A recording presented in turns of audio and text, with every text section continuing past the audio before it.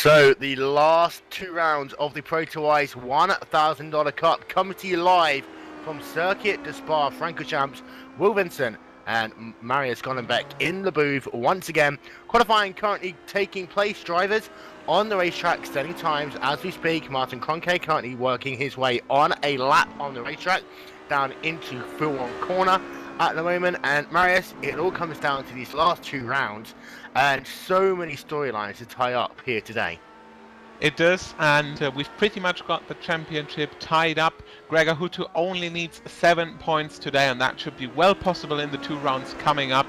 So your champion most likely going to be Gregor Hutu still. We've got a very exciting race to go as the battle for second position is still wide open, mainly between the My380 drivers David Williams, Martin Kroenke and Jesse Nieminen, who all had their highs and lows, but especially we're going to focus on Jesse Nieminen, who has been a championship contender early on, but then just had a couple of bad luck moments and came back throughout the season a couple of times, and not enough to win the title. However, second place still within reach, and we're going to talk about lots of these things soon. And Martin Kroenke is working his way down into Lassour's hairpin, trying to improve on his fastest lap of the day, which is a 2:04.85. Down into Lassour's he comes. Now, as we're running on the endurance layout, he will get the start-finish line in about 200-300 yards time, which is just before the run down to the Air Rouge Radio Complex. Now he's working on a flying lap. That lap wasn't counted. Now he's coming up the hill, Air Rouge Radio. We'll try and go on board with him. He's got a slower car coming out of pit road. He should just feed to the right hand side. Indeed he's doing so on this run down the Camel straightaway. We're on board as Martin Kroenke is working his way down to the Lecombe complex. It's right, then left, then right again complex. You take the last bit of it at about 70% throttle. Don't use any brake on this last bit at all as you're working your way down now into Bruxelles. And for Martin Kroenke, he's currently sat second on the grid, Marius, but in this battle with Jesse Nieminen, he needs to try and beat him on the racetrack both times today. He absolutely need that, and no team orders in Team My380 for today, so the drivers will decide it on the track. In fact, Martin is currently third in the championship, being sandwiched by the championship leader Gregor Hutu and second in the championship Jesse Nieminen in the qualifying so far. The lap times, however, are closer than ever. Jesse Nieminen occupying the pole spot so far, 2:00.473 for him. Only 100 down, 4.85 is Martin now, which we're on board with, and these two are followed by Gregor Hutu with a 5.37, and then we've got the regular sort of gap, David Williams with a 0.8 and Ilka Harpela completing the top 5 with the last 2:00 lap, 2:00.9 in fact it is. Another gap then, so Spa, obviously one of the longest tracks we've got in iRacing, exactly 7 kilometers long, 21 turns. A lot of work for the drivers really to put in a banker lap here, and so far it is between Nieminen, Kroenke and Hutu for the pole. Indeed, this track is very interesting, and 4.3 miles in length, and Kroenke working his way now down into Lassour's once again. Let's see if he can improve on his fastest lap of the day. Really running that inside curve now. Just the run down to Air Rouge to go for him. We're going to get confirmation of his time as he comes past the start finish line for Kroenke. It is going to be a it's an invalid lap there. And I've got a feeling that was actually down at Full-On, where he just got 2 wheels on the outside of the curve. And the track boundaries are very, very strict here, Marius. And it looks as though Kroenke there just lost out on what was, apart from that, a really good lap. Yeah, it really looked very solid, and you said it in Full-On, the outside curve being the determination of whether or not you will get an off-track right there. So, as we're running in the hosted session, of course, no safety rating or I rating is intact. However, your lap will still be invalidated as soon as you go off-track, you lose control, or you even have a contact with a wall or a fellow driver. So, whatever you do, keep the car on the tarmac, keep it, way ahead of these curbs, and just try to stay with all 4 wheels on the tarmac. However, we will focus especially at Full-On because the corner is really taken with just over 200 kilometers an hour, and at that speed it is going to be really hard for the drivers to keep the car on track all the time. We'll talk about that in our track guide a little bit later on, but at the moment it is Jesse Nieminen still leading the way with that 2:04.73, just 12 one-thousandths of a second ahead on Martin Kroenke in second position. Gregor Hutu, we've talked about him, we've talked about how all he needs to do is pretty much start this race to become a champion. He is about half a tenth of a second back from the Neiman and Concave battle. David Williams in third, and then Iga Hapala rounding out your top 5. Paul Ilbrink moves up a position in the qualifying order for the time being, moves himself ahead of Rico Anatalo with a time of 2 minute 1.848. And this field is very close here today. And don't forget, you can keep in contact with us on Twitter. Use the hashtag ProtoICE. We'll read out some of the best tweets throughout the course of this broadcast as Concave comes to our start-finish line once again. I don't think this lap is going to be counted once again. It's either that or it's going to actually be a little bit slower. This is probably now going to be his last chance to do a lap because we've got ourselves 2 minutes left on the clock. And if Concave messes up this lap, he is going to have to settle for second position on the race grid. It seems, however, that he's currently in the third flying lap here. It could really be already a race stint preparation, as the drivers only have got a small warm-up after the qualifying. So, meanwhile, Rico Alatalo improved his time, and I wonder if he gained any position by that. At least he did a 2:01.556, which, yes, indeed, should put him a position up. Just taking a look at where he's been. Currently still ahead of his teammate Alexi Loma, so no position gain for him at least, but a little bit of a time improvement.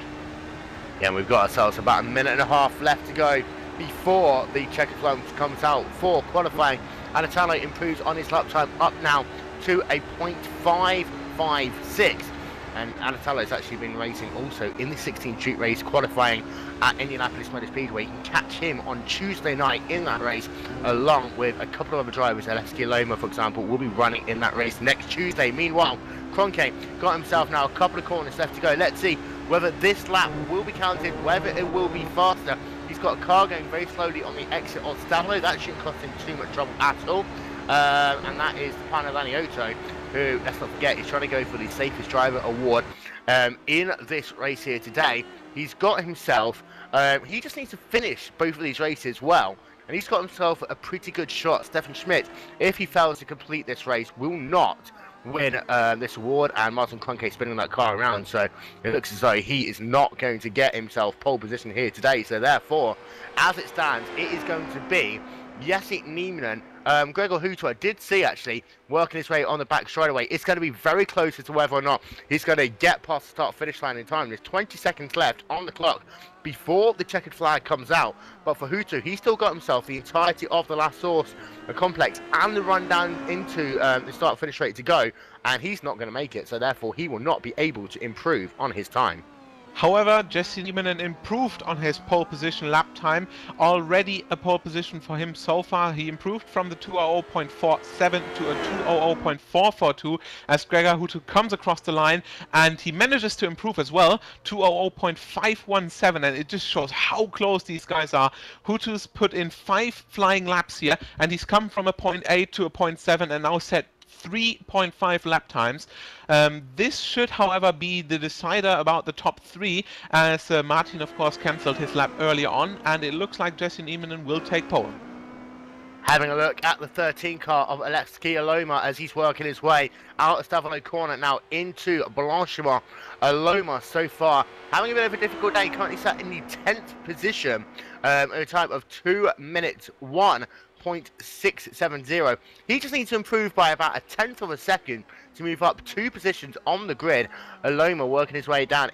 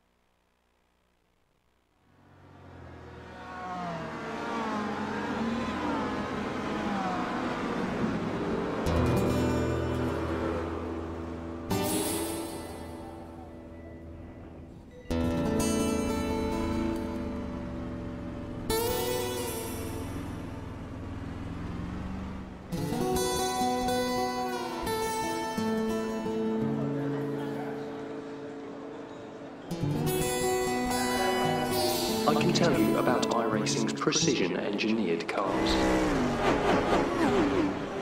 I can tell you about iRacing's authentically detailed tracks. I can tell you about iRacing's incredibly satisfying physics. But what I can't tell you is what it's like to be part of this.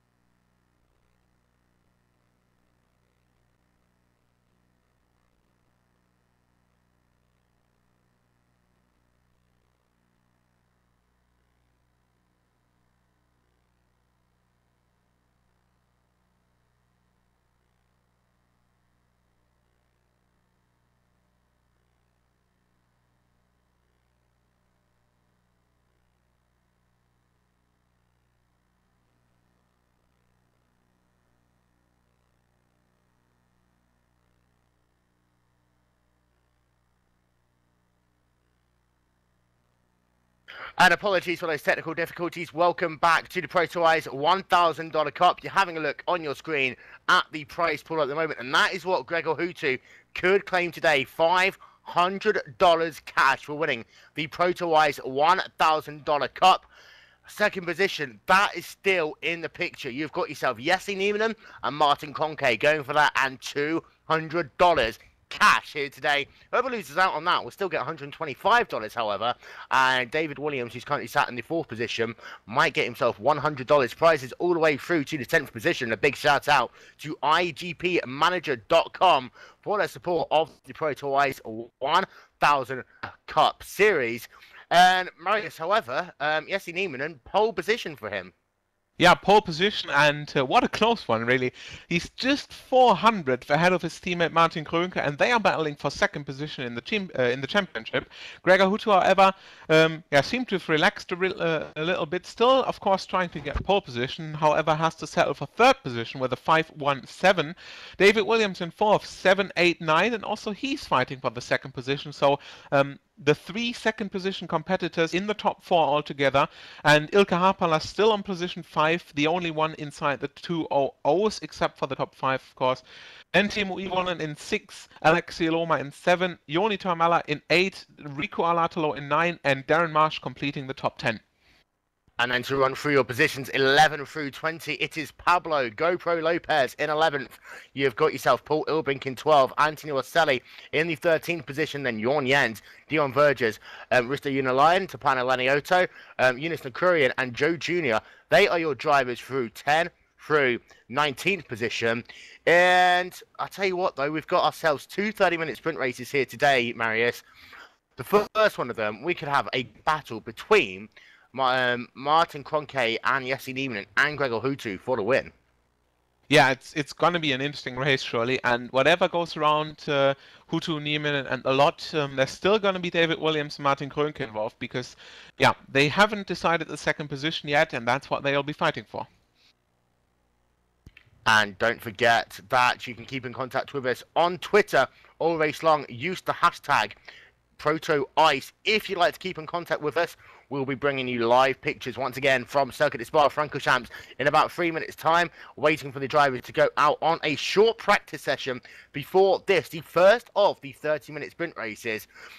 You have a look at some of these drivers. You're like, right now, the only thing Nieminen can do is charge off into the sunset and hope for the miracle of miracles.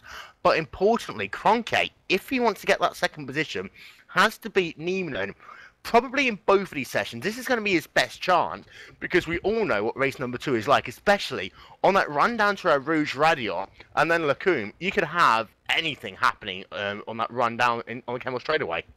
Yeah, you really can. Yeah, we've had this in the Pro Series, really. It's a similar situation, the first turn being relatively narrow, and from then on it is all flat out up to Lecombe, about 20 seconds of flat out sheer, putting the power down and the pedal to the metal, really. So until Lecombe, we've got a couple of positions really to be changed and a couple of situations which can occur. However, I just hope the guys will take it safely through Eau Rouge, and yeah, if they manage to Lecombe, I think the race is properly underway.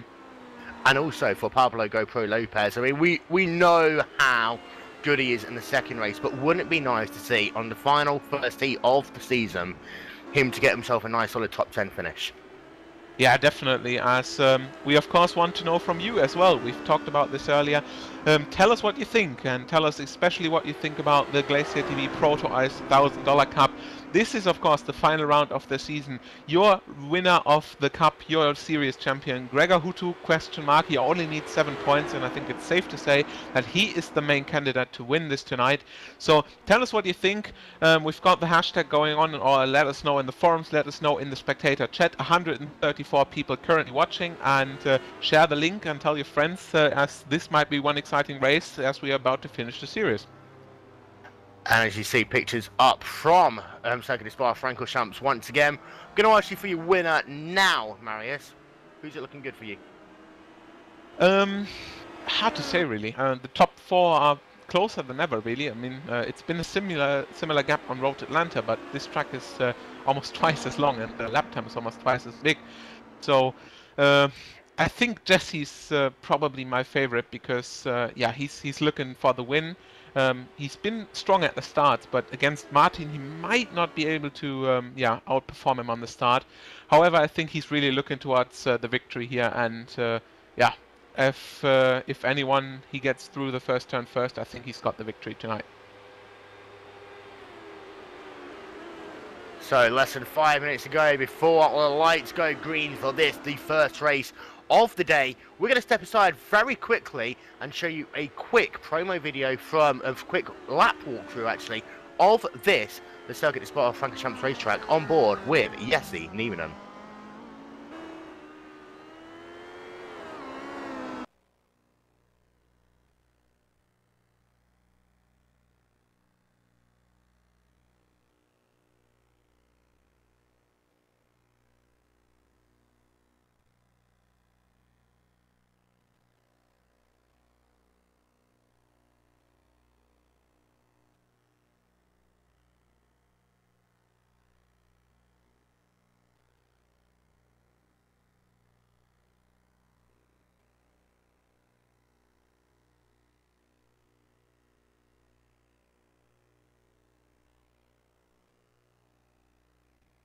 And welcome back to Circuit Spa-Francorchamps. Less than 1 minute to go before the drivers go onto the grid.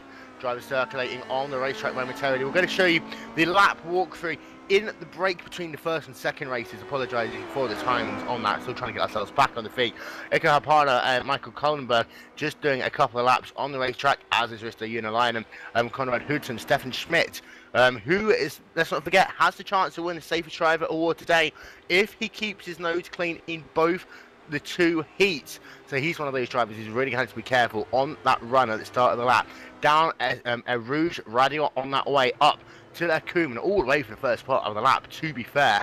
And the checker flag going to come out in about 15 seconds time to run through a little bit more of your grid. I have to say, the top three drivers, it is really in the class of the 2012 ProtoICE $1,000 Cup field.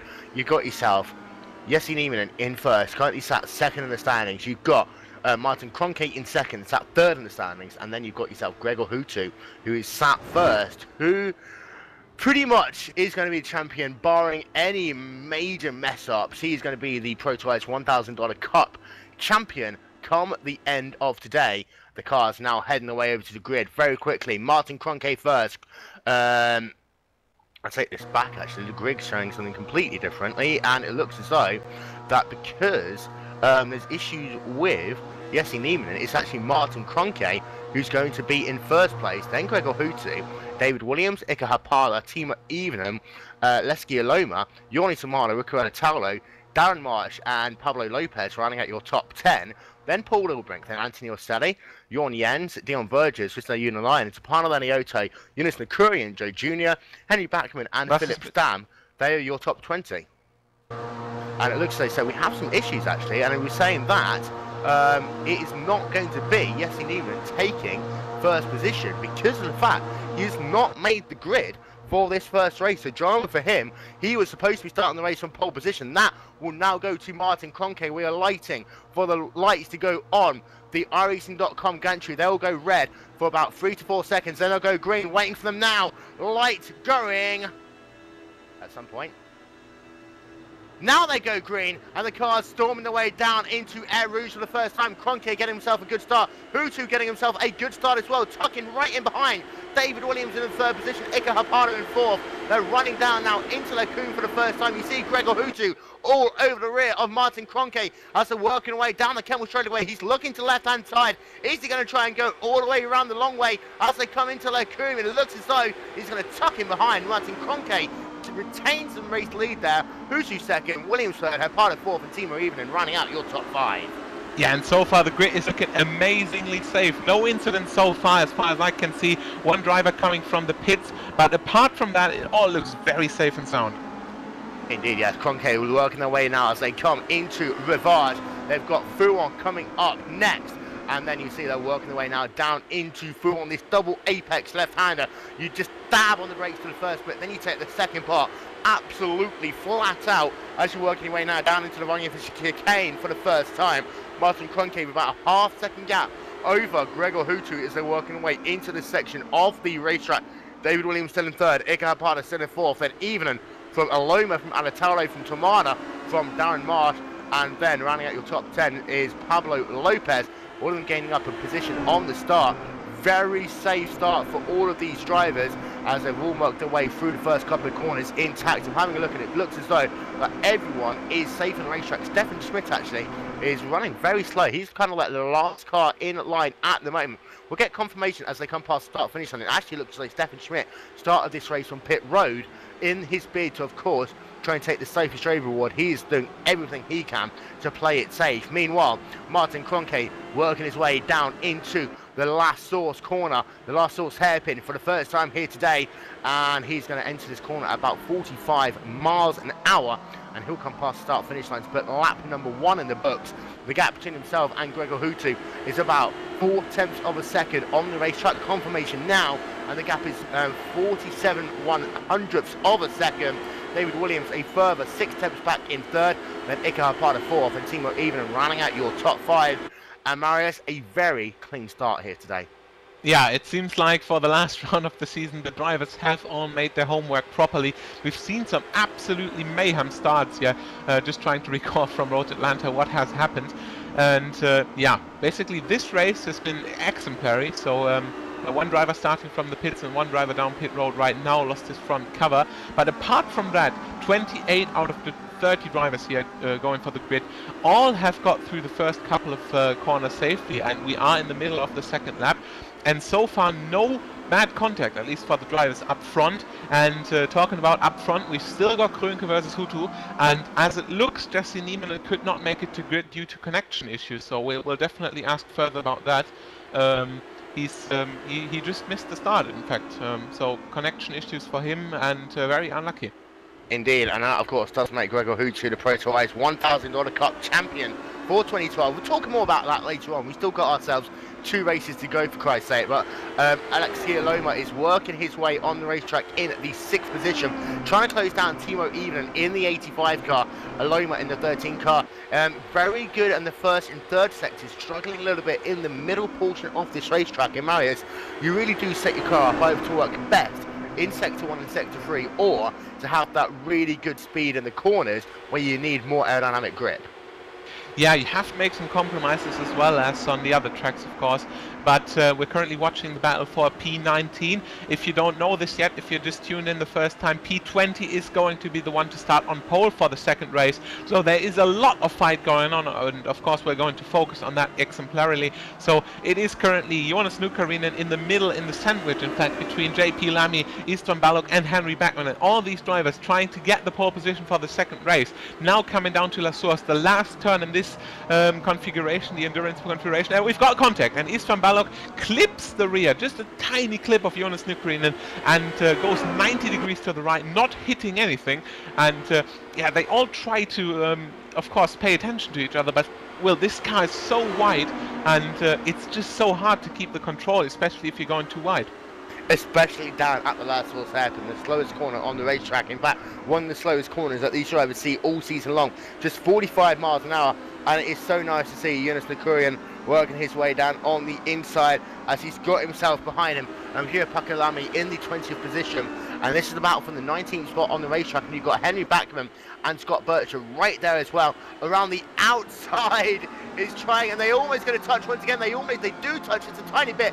Touch again. Here Pakalami on the outside line. Now he's going to allow Henry Backman to go around the outside of him and move Henry Backman momentarily up into that fabled 20th position.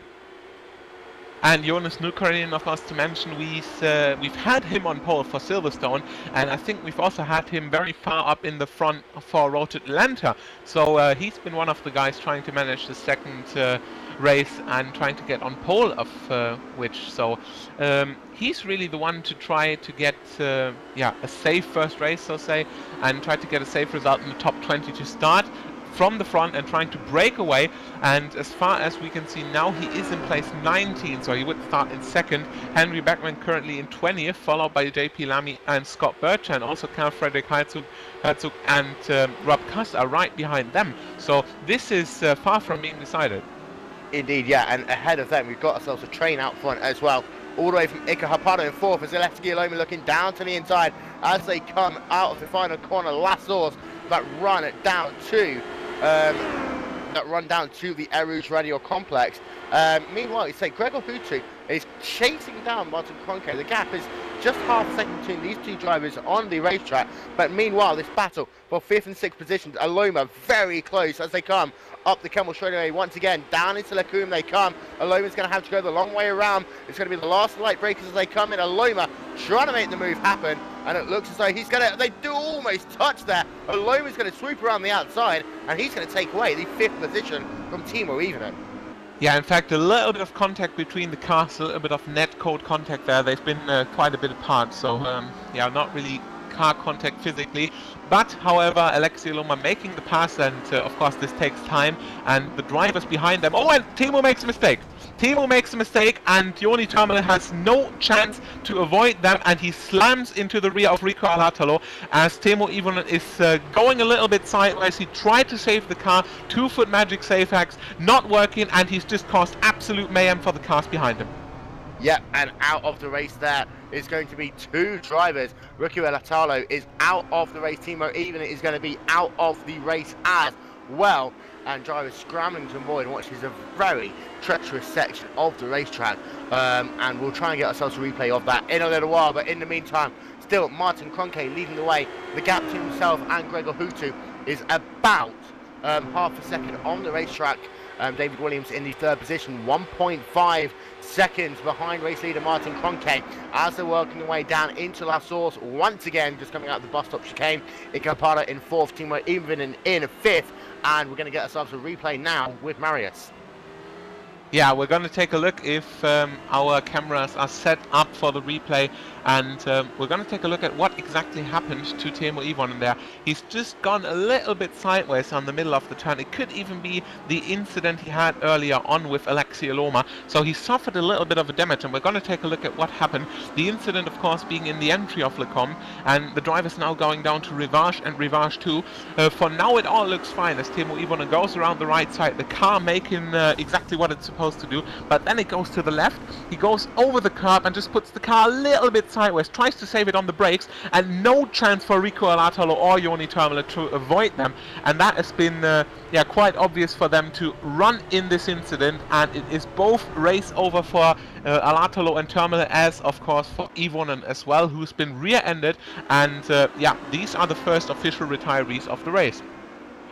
And we are working our way currently on the fifth lap of the race. We're about 9 minutes into this, the 15th round of the ProtoICE $1,000 Cup, the first of two heats here today. Martin Kroenke still leading the way by 0.5 of a second over Gregor Hutu. Last time by, Kroenke was just 0.002 of a second faster on the racetrack. Really is nothing to separate these two drivers, and a great battle going on between some of the best road races on the iRacing.com service. This is the battle for the first position. Having a look at Kroenke from the rear view cam right now as they're working their way out of Stavelo. Now they're coming down onto Blanchimont. This is the run down into the bus stop chicane, and Marius, this really is a battle between two astronomically good drivers. Yeah, absolutely, and I think, yeah, taking a look at the third position, David Williams, he's not even remotely able to follow these guys, and as far as I'm concerned, I think all these three drivers have got Spa in one of their favorite track lists at least. So, yeah, being the season finale, all of these drivers highly excited towards Spa. At the moment, it looks like Martin and Gregor can just go that little bit quicker, about 3 or 4 tenths per lap they gain, and they are still fighting. So, an amazing effort for the two drivers here, and together with David Williams and Jesse Nieminen, we will see them again in the 2013 DWC, and they all will be main championship contenders, that's for sure. And they're working their way up the Kemmel straightaway once again, down onto that run into Lacoum. David Williams is now 2 seconds behind this battle for the race lead. Ikapada in fourth. Alexi Aloma is still in the fifth position. Then Darren Martin sixth. Pablo Gopero Lopez up into seventh. Anthony Wastelli in eighth. And then you've got yourself Paul Ilbrink in ninth and Jorn Jens rounding out your top 10. Battle still going on all the way up and down the field. Got yourself Jorn Jens and Paul Ilbrink having a bit of a battle on the racetrack. About Ilbrink, who's now catching up to the rear of Anthony Wastelli and Pablo Lopez, who in turn are all catching Darren Marsh. And behind them, you've got yourself Joe Jr. and Stefano Laniotto battling for the 15th position on the racetrack. Joe Jr. is right there. He's actually going to try and have a look down the inside as they come down into Rivage. Meanwhile, handing it over to the 42 car. And this is Carl Frederick Hersom, who's very close to the rear of Pasi Voltenham as they're working their way down into Lacoum. Yeah, and these two guys are fighting for the 20th grip position, and of course that means the pole position in the second race. So if you maybe remember, we've been talking about Jonas Nukarin, who is now 16th, and yes, of course, he has gained the 3 positions from Termele, from Alatalo, and from Ivonen. So now it is now it is Pasi Valtanen and Carl Frederick Herzog who are trying to occupy the 20th position, which means the pole for the second race, and it looks like they can yeah, fight all the racetrack long so far, and they are trying to get the pole for the second race really bad. Of course, we're going to stick with that battle for a couple of seconds, as there's been no changes at the top. Still Kroenke versus Hutu, still Aloma, Marsh and Lopez, and still the guys fighting for the top 10 here. But this is just as important.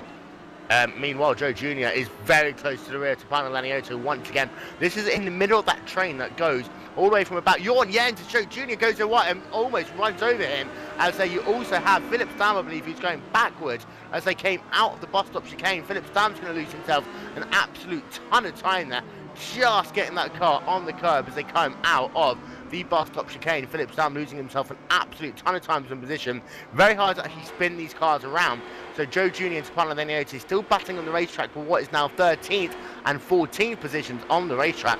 Philip Stam falls back down into the 17th position on the racetrack and falling into the clutches now of Hugh Pakalami. Yeah, and the lead battle is still going on. Krönke versus Hutu. It is still absolutely going on. And judging by the lap times, David Williams and Ilkka Haapala can do nothing but just try to follow, try to hold on the guys, and try to capitalize as soon as they really start coming together. Krönke still leading Hutu. We are in the 7th lap, and the race is almost halfway over. We've, of course, got the 30-minute distance races. This is Heat 1, so you will see another race of this. However, we're in the middle of the race here, and you see just how much action is going on track. Yeah, they're working their way out of Stavolo once again. This is the battle for the first position. The 27 car of Martin Kroenke, and then you've got the 17 car of Gregor Hutu. They are working their way. They have been going toe-to-toe since the drop of the green flag here at Circuit des Spa-Francorchamps. Kroenke started from the first position, still is in first. Hutu started second, still is in second, but he's been all over the rear of that 27 car all the way through this race. And I tell you what, if it's going to be this good in Heat 1, then these two drivers are going to be phenomenal to watch in Heat number 2 as well. David Williams still in that 3rd position, now back to 2.5 seconds behind your race leader. Ilkka Haapala a further 1.4 seconds back, but then Alexei Aloma is a further now 5 seconds out the battle for that 4th position, and starting slowly to fall into the clutches of Darren Martin 6th, Lopez 7th, Anthony Rosselli 8th, Paul Ilbert 9th, and Jorn Jens top 10. Yeah, and we have to mention Jesse Nieminen not started from the pole position he claimed in the qualifying, and we're going to stop about that because we have got the fight going on for place 20 again, and I've been saying that just a couple of seconds ago. Now Stefan A. Schmidt is right with these guys, and he's from 22nd. He's made up a couple of seconds here, of course, because Valtanen and Herzog are fighting, and now he's just joined that battle for 20th position, and Pasi Valtanen should know the situation. He's been around the 20th position a couple of times, and these drivers trying to fight to get the pole position in the 2nd race.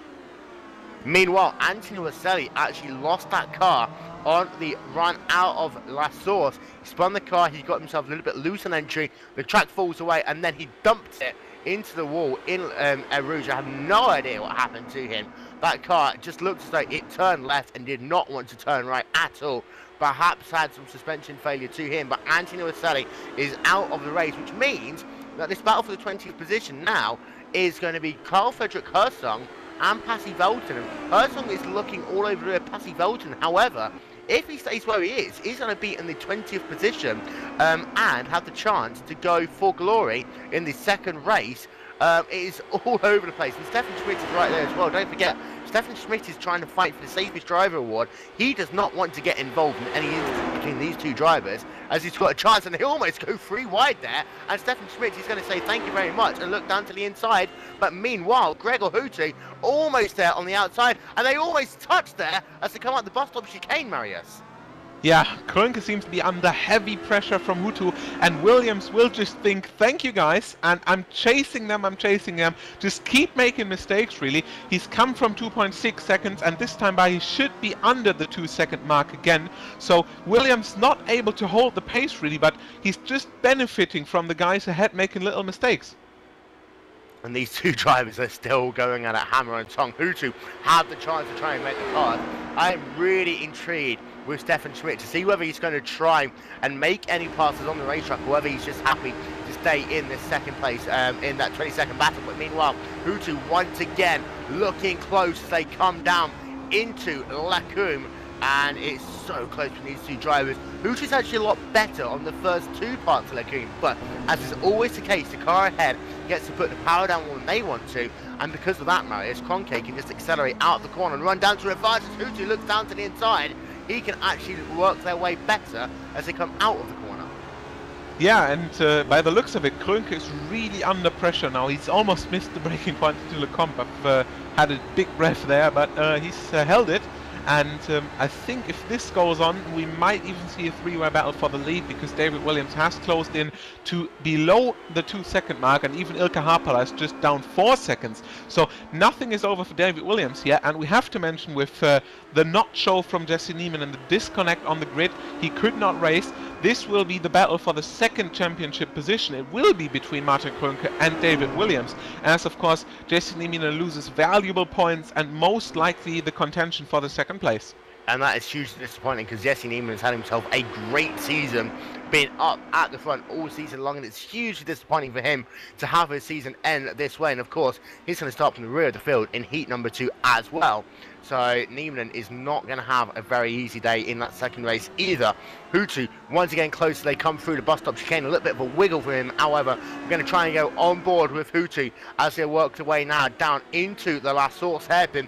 They've got a slower car ahead of them, but that shouldn't pose too much of an issue. That's Andre Hegheim actually, and hopefully they'll catch him before they come into Rouge or after Radion. In fact, they should catch him out of Radion. But Martin Krönke still leading the way. The gap between these two drivers now is 0.4 of a second on the racetrack on board through Rouge and Radion. What a beautiful sight that is. But Hutu still putting the pressure on, and really has been unrelentless in his pace here today. Yeah, absolutely, and drivers are approaching the little bit damaged car from Andre Hegheim. Looks fine suspension-wise, but is missing the front suspension cover, and with these prototype cars, you need all the aerodynamics you have, and Krönke and Hutu are approaching the lapped Hegheim now, who is yeah, pretty much forced to move over now. As he does, he makes a nice room for the couple of cars ahead, behind him, sorry, and just looks ahead. And of course, David Williams right behind them as well. So also getting past Andre Hegheim now, even going over the grass, and he's got the ice in the mirror, that's for sure. So not involving in the battles for the lead. However, they've lost a couple of tenths again. Of course, Hegheim can't just disappear from the track. So Williams has gained a couple of tenths again, and he's got the bite right now. He really has the bite. He's running the fastest times on the track right now, the fastest guy in the field, and he's even set the fastest lap time so far, and I think he really wants to get closer to these guys. Yeah, and it could be a three-way battle for the race lead if that happens, and it's going to be a red line filling in a My Friday sandwich, and that is going to be absolutely phenomenal to watch if indeed David Williams can close up to the rear of the 17 car of Gregor Hutu. I have to say that passing that lap car did bring Hutu so close to work their way through Full-On, but the way these cars work with the dirty air effect, there was no way that he could stick with him through that into the Fungus chicane, and unfortunately he had to drop back just a little bit, but close once again as they're working their way out of the bus stop chicane, now past the GP start finish line and into La Source for another lap going to be completed in the books. Your top 5, no changes from the race start. Martin Krönke, your race leader, completing the 10th lap now. 10th lap in the books, 20 minutes done, 10 to go for both of these drivers. Nothing decided for the race victory, nothing decided for the top 3 at all, and it's just the same every lap. Gregor Hutu gets the run out of La Source, he gets it up to Eau Rouge, and he just gets it into Le Comte. Krönke always closing the inside line, as Hutu's never really too close to make a move, and he just has to wait. He has to wait, he has to pressurize Krönke, and he has to wait for a mistake, and that's exactly what Williams is hoping for, because he's coming closer and closer. 1.5 seconds for him now, but as long as the drivers ahead don't do mistakes, that will be sort of it. They have got slipstream, they are giving slipstream each other, and they'll just zoom away from Williams as soon as they don't start fighting too much, but that's exactly what David Williams will be looking for. Yeah, and David Williams is now just 1.5 seconds back in that third position, and he's only 1.2 seconds behind Gregor Hutu. So one more lap of this, and he's going to be right there in the draft, and that is really going to help him to try and close up even further. And we're going to set ourselves up for a good final couple of lap showdown here at Circuit Spa-Francorchamps, the first of 2 heat races today here, live and exclusive on GlacierTV. Will Vincent and Marius Gonnebeck in the booth to run through the rest of your field. 6th is Darren Marsh, 7th Pablo Lopez, 8th is Paul Ilbrink, 9th Johan Jans, Dion Verge is running at your top 10, then Risto Unalainen, Tapano Lenioto, Joe Jr., Eunice Courier and Philip Stam, Henry Backman, Gio Pakalami, Rob Costa, Carl Frederick Herzog, and Pasi Volton, and round out your top 20 as they back down into the bus stop chicane. Once again, race leader Martin Krönke, second place driver Gregor Hutu.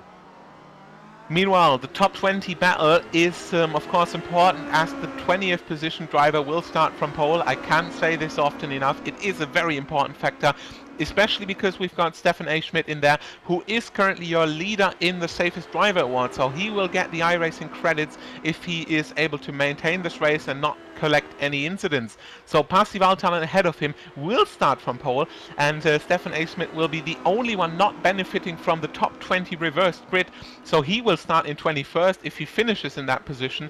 However, we've seen a couple of drivers gain positions as soon as mistakes ahead happen, and he can't really rely on that, but I'm not really sure if he's just going to go on the safest driver thing. So is it pole position for him, or is it just trying to stay back and save the 21st position? We're going to stick to that. Well, I have to ask the question that if you start in pole position, would he actually want to start the race from the front, knowing that he's got to complete both races to get the safe driver award? At the end of the day, though, you know, you come into a race to race at the end of the day, and I always would put that the other bit as secondary to that. You've got to, you know, part of racing is just doing it and racing it. So if I was Schmidt, I would just tell him, race, go ahead, do it. If you win, you win. If you lose, you lose. Who cares? Gregor Hutu's very close once again as they worked away back down into the fungus chicane. Williams is now just 1.4 seconds behind. He's lost about a couple of tenths of a second this previous lap, but now Hutu is right on the rear of Kroenke once again, and Kroenke is going to have to start defending. This could allow David Williams to close back up, as we've got ourselves about 6 minutes left to go in this first heat race. Ika Hapala still sat in the 4th position, but is 5 seconds behind this battle for the race lead. And then you have Alexia Loma, who is sat in the 5th spot, a further 6 seconds back, 2 seconds ahead of Darren Marsh in the 6th position. 6 minutes left on track for the drivers in their HPD prototypes. The Honda-powered Acura prototype from the Honda Performance Development Center. Used as a car here. Open setups, all drivers on the same car, however. It is quite the success. We've got lots of viewers here right now, so shout out to the guys enjoying this battle between the Red Line driver and the MySPID driver on top. 5.5 minutes to go. Thinking about 3 more laps here, and it's going to be an intense 3 laps. Martin Kroenke holding on to that first position like a lion, not getting under pressure too much by Gregor Hutu.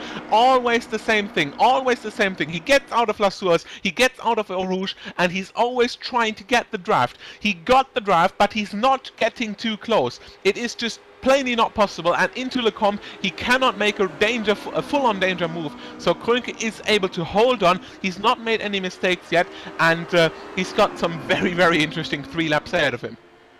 Yeah, and I'll tell you what, Hutu will not relinquish the pressure at all. He knows now. He's probably been told by his Red Line crew chief that he is the 2012 ProtoICE $1,000 Cup champion. So therefore, from now on in, this is all fun for the 17 car of Gregor Hutu. You're not going to expect to see him push Kroenke out of the way, but I tell you what, if he sees even a sniff of an opportunity, he might try and put that car down the inside. And the battle between Kroenke and Hutu is absolutely phenomenal to watch. We will apologise to all of the other drivers who we've not shown much of in this race, but I tell you what, now is going to be a chance in a run down to Stavolo if Hutu can try and make it happen, but he didn't quite, because Kroenke did get loose there out of the fungus chicane, and now he's going to be under pressure all the way down into the boss stop, Mariusz.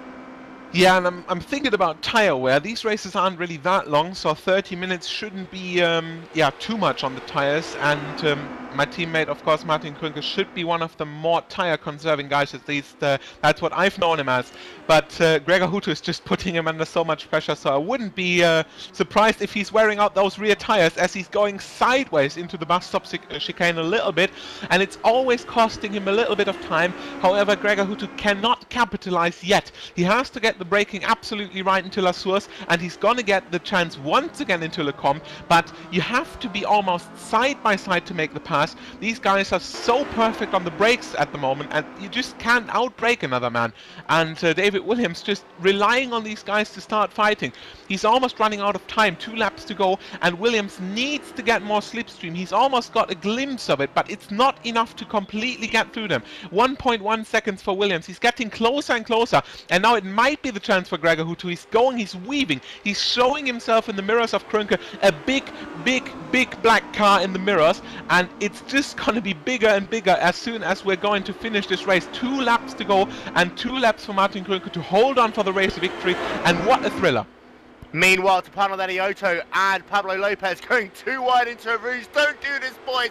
And round the outside, Lopez executing the position of Laniotto there. Also losing out to Joe Jr. In this battle for what is 10th, 11th and 12th on the racetrack. And Joe Jr. now is going to have a look down to the inside as they come into Leclerc. Radical driver over radical driver. Jr. sweeps past there and takes a position away from Pablo Lopez, who is actually, and I'm not going to put a commentator's curse on him, I hope, but just 2 laps away from completing the first race. And that's going to be astounding there for Lopez. He's had so much bad luck in this season. Laniotto losing a position also there as they went too wide into a rouge. And Marius, that really did cost both Laniotto and Lopez speed there, because it's single file through Erouge and Radior all the way. We all know that.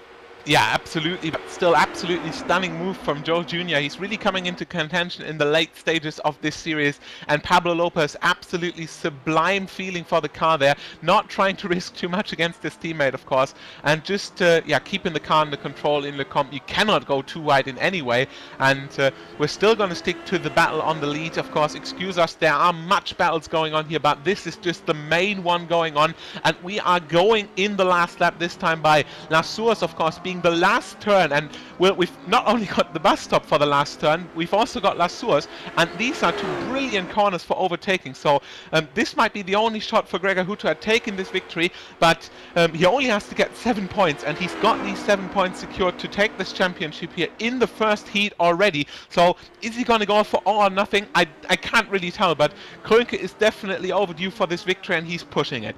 To quote you, it's absolutely unnecessary for him to push that car, I think. But he's having fun on the racetrack.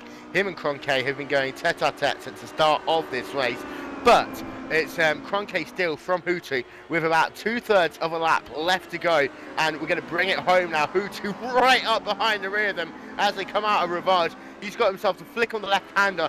You won't be able to go too wide through Bouron. There's absolutely no way you can do that. But now, just really 2 chances for Gregor Hutto to try and take victory away from Martin Kroenke. The first place will be at the bus stop chicane. If he gets a good run out of that and can't complete the job, however, they can go 2-1 to La Source, and then it will richly be a drag race to the start-finish line down into the Fangli chicane for the final time of this, the first of the 2 heats here today. And if Hutto is about 4/10 of a second back, he can close a lot up of this run out of Stavolo. Now will be his first chance. He gets a good run out of Stavolo. This long back straightaway now. You go through Blanchimont flat out, and then you're all the way down into the bus stop chicane. He is close. He's only about a car and a half length behind as they work their way now down into Blanchimont corner. You see once again Martin Kroenke has got that black red light car all over the rear of him as they come down. He's going to look to the outside. He's going to get side by side. Not going to be close enough, and that means now he's not going to have the chance to do anything into the last Source hairpin. So long as Martin Kroenke doesn't do anything silly in this, the final turn of the final lap of the first heat today, Martin Kroenke is going to come out of the last Source hairpin, drive it down the hill, and he's going to take victory in the ProtoICE $1,000 Cup, heat number 15 here from Circuit at Spa-Francorchamps, and Hutto is going to claim 2nd position. Absolutely brilliant race, and what a brilliant fight between the Maestri AD and the Redline driver. Absolutely stunning performance by the 2 guys, and yeah, a little bit frustrated David Williams, so I may say that. He's just not got the chance to catch these guys, and that just shows how quick they are ahead. If David Williams, one of the quickest drivers in the HPD, cannot catch them, that has to mean something. He still managed to break away from Ilkka Haapala, who comes in 4th. Alexi Loma takes home 5th, Darren Marsh in 6th, and due to a last lap battle between Jörn Jens, Dion Burgess, and Paul Ilbrink, Jörn Jens takes home the 8th position, right behind Paul Ilbrink and right ahead of Dion Burgess. Joe Jr., we've seen him fight his teammate Pablo Lopez on P10, and we've got the Police 20 on TV. Pasi Valtanen actually takes that home, quite likely, as Conrad Hutten and Stefan A. Smith are a little bit behind them and not going to get the chance here if Stefan A. Smith doesn't look for a cocky move down the last couple of turns.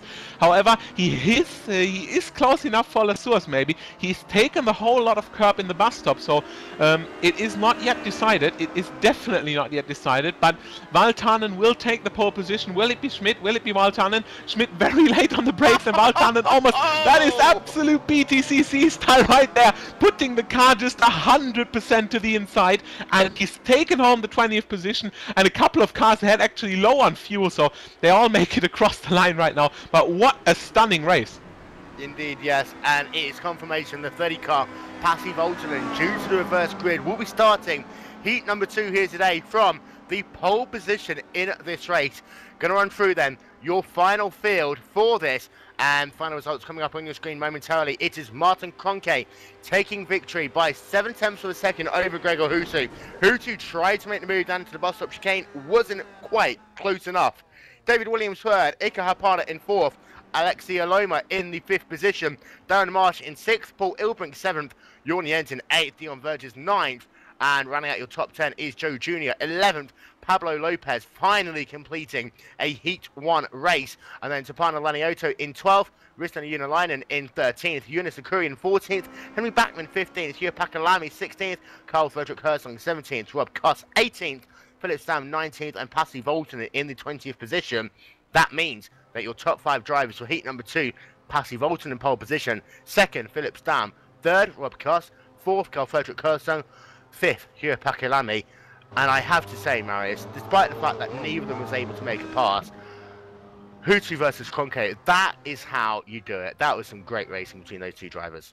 I couldn't agree more. Absolutely sublime battle. David Williams in 3rd takes home the fastest lap, and it shows that, I mean, with the fastest lap, with a really good performance, he had no chance of getting closer to these guys.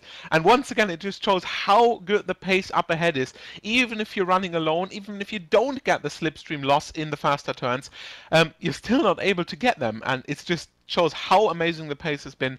And I can't even wait for the second race. And I must say, this has been definitely one of the best races we had all season, and really worthy of finale race.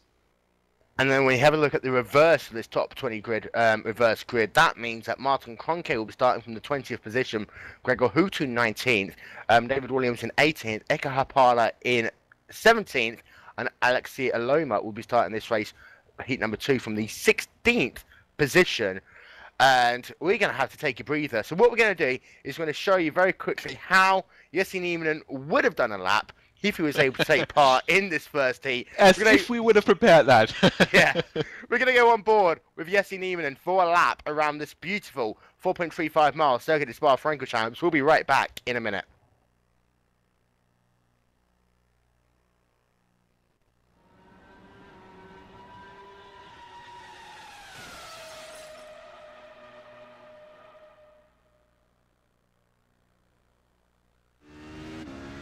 Working lap on board with Jesse Nieminen. Turn number 1 on this endurance layout is a Rouge, the famous corner, flick it to the left hand side, then up the hill into Radio, right in the left again. Try not to take too much curve, otherwise you will get yourself a slowdown penalty as you head yourself down the Camel straightaway, where passing will be possible on the run down into Lacoum. Turn number 5, 6 and 7 first. Right-hander flick, brake as late as possible. You see the curve on the left-hand side, you do that. Then to the left, try and be 70% throttle as you come to the right.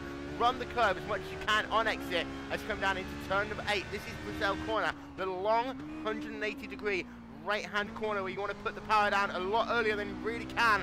And then into turn number 9, the corner that has no name. Next up is Fouan, the majestic, beautiful double apex left-hander. I'm going to take as much speed as possible. Just 20% brakes there for Nieminen as he runs all the way to the curve for the first part, flat out for the second part, heading away now down into the funky chicane. Flick it to the right-hand side first, then to the left. You're going to take as much speed as you can for the second part to set yourself up well as you come down into Stavolo. This double apex right-hander. Use the curve on entry and on exit here. You want to get the second part flat out as well. Working your way now down this long back straight away. Courbet and Paul Frere is turn number 15, and then you've got Blanchimont. This is a long left-hander. You're flat out all the way through here, and you can also use this as a way to try and draft up and pass cars as you work your way down into the bus stop chicane. Turn number 17 and 18. First flick it to the right-hand side, then to the left as you come out. Try not to use the curve too much on the left-hand side. Straighten that car out as much as possible. come past the GP start finish line. However, you still get yourself one more corner left to go, and that is Glaciers, the slowest corner on the racetrack. Slow it down all the way to 45 miles an hour. Straighten that car up nicely on exit, and then work your way down the hill. Lap was a lap on board of Jesse Niemann, and we'll be hoping to go for glory here at Circuit de Spa-Francorchamps. So welcome back to Circuit de Spa-Francorchamps. A rather exhausted Will Vincent and Marius Connenbeck after that first race. Absolutely phenomenal battle for the race lead that went all race long between Martin Kroenke and Gregor Hutu, and Kroenke taking victory by 7/10 of a second over Hutu. David Williams came third, Iker Hapala fourth, Alexi Aloma took home the 5th position with Darren Martin 6th, Paul Ilving 7th, Johan Jens in 8th, Leon Thurgis 9th, and Joe Jr. rounding out your top 10. I'm going to ask you very quickly, Marius, who was your driver of the race?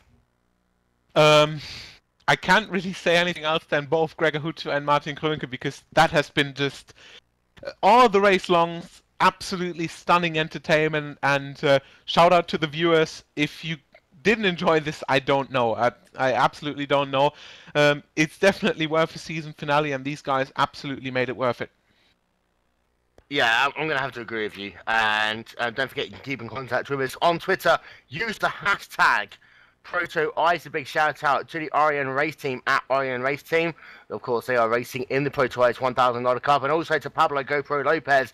You can check out his videos every week on YouTube from the ProtoICE $1,000 Cup. Very quickly, we're going to take a moment to say hello to driver came home 3rd place in the race, Mr. David Williams. That was exhausting, but you had a perfect view of a great battle ahead of you. Yeah, unfortunately, they were just a little bit too far away the whole race for me to get involved. But you started 3rd, it ended up being 3rd, and you finished in the 3rd position. You had a great clean race going on there, but I mean, the start of that race was critical, and it did look as though at one point it was all going to be changed out front, but you all kept in line. And from then, it just seemed as though that second stint, that second part of the race, you could close up a bit more. But was that because of your raw pace, or because those two ahead of you were fighting a little bit more? Yeah, I think it was a combination of the two. Like, I found a bit more focus in the second half. Same time, Martin and Gregor were fighting a little bit. It's just unfortunate that I think it was on the second to last lap I outbraked myself into the chicane and cost myself a second, which if it wasn't for that, I might have been able to get involved on the final lap. And we're going to hand over to Marius very quickly. Go on, Marius. Yeah, I've got up in the DWC 2012 and 2011 winner from the Drivers' World Championship, Hugo Lewis, with us here. Brazil. Absolutely Brazil. Now, Hugo, you've been watching the race, and how do you think it was? Yeah, I've watched it, and looked good, especially the battle between Martin and Gregor. So you've had lots of battles with these guys in the DWC, and we've got the Drivers' World Championship coming up in around 3 months. So, yeah, by the looks of this, are you getting itchy fingers, itchy feet again? Yeah, I'm clearly looking forward for that season of the DWC. Maybe this year things will go more better than last year, but we'll see what happens. I don't know exactly to expect. Will Vender, very quickly, what the hell is going on in the background behind you? Okay, it appears that Hugo is in a traffic rush or something. Thanks, Hugo Lewis. Thanks, David Williams. Get ready for the second race and just give us exactly what we've seen so far. That was rather entertaining there. That is what everyone will be seeing in the world for the 2014 World Cup and the 2016 Olympics, the sound of horns. Well, it happens if you're in a traffic jam. Brazil seems to be a crowded place. Yeah, but this second race, let's be serious for just a moment. We've got Jesse Niemann back, but he's going to be starting this race all the way down in last position. You've got Martin Kroenke starting 20th, you've got Gregor Hutu starting in the 19th position. 3 drivers with a lot of work to do. And for Hutu, if he wants to win the Hard Charger Award, he's got to get to first position. Yeah, and he can basically risk anything. He's got the title in the bag. We didn't really speak much about that. He only needed 7 points to get the title, and that with the second position he definitely got them.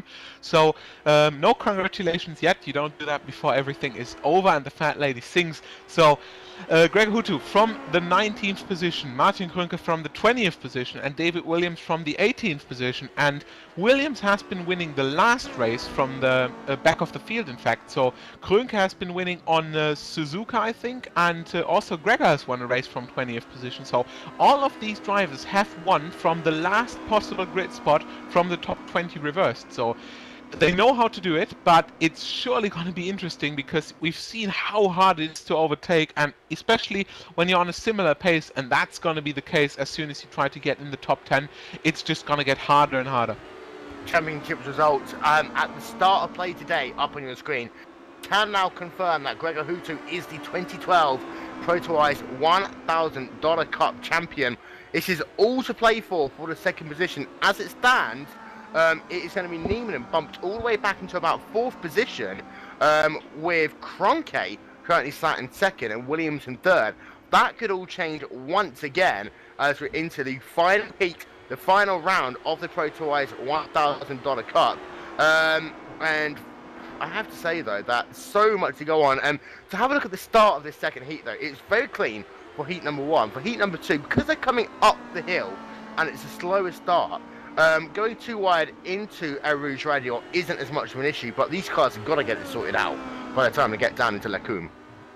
Absolutely, and we should mention that the battle for the second position in the championship, however, with the win in the first heat, Martin Krünke has made a huge leapfrog towards getting the second position. His teammate Jesse Niemann, of course, lost valuable points, as well as David Williams couldn't really capitalize in the first heat, and it's going to be a case of, Martin really finishing where he is now. He cannot afford too much mistakes, so he has to get some points in here, but then it's looking very good at taking home the second position in the championship. And I'm going to have to ask you a very simple question. How many places do you think that Jesse Niemann is going to gain in the second heat? Well, he's surely got the motivation now. As far as I'm concerned, Spa is also one of his favorite tracks. Yeah, he really has to get the car going off the line relatively quickly, and do what he didn't do so much in the season, because he's always been involved in incidents, always kind of involved in other cars crashing. So yeah, it's going to be interesting. He definitely has to put down the hammer and try to get as far up as he can, because also he's got nothing to lose really. Race Control sending out the message, behave and be nice on lap 1, please. We've seen some very clean starts, we've seen some slightly messy starts in the second heat. However, I think all of these drivers now know that there's so much on the line for them that they just got to keep it clean for that first lap, because of course you can't win the race in the first lap. However, you can not only lose your race, but that of other drivers as well. Race Control also issuing the warning out to drivers that although they can't be suspended for a race, they will be disqualified and lose any points they gain in the races here today if they cause a huge turn 1 to lap 1 melee. Having a look at this racetrack once again, and it's especially prevalent in heat number 2, passing zones. You've got Lecumbe, you've got perhaps into Foggia, perhaps into Stavolo, but then your other 2 big braking zones, bus stop chicane and La Source. Good passing opportunities here, especially if you're coming through the field with slower cars ahead of you. Yeah, good passing opportunities indeed, but you have to be as close as possible, and we've seen it with Gregor and Martin. They've been close all race, but Gregor had no chance of getting past.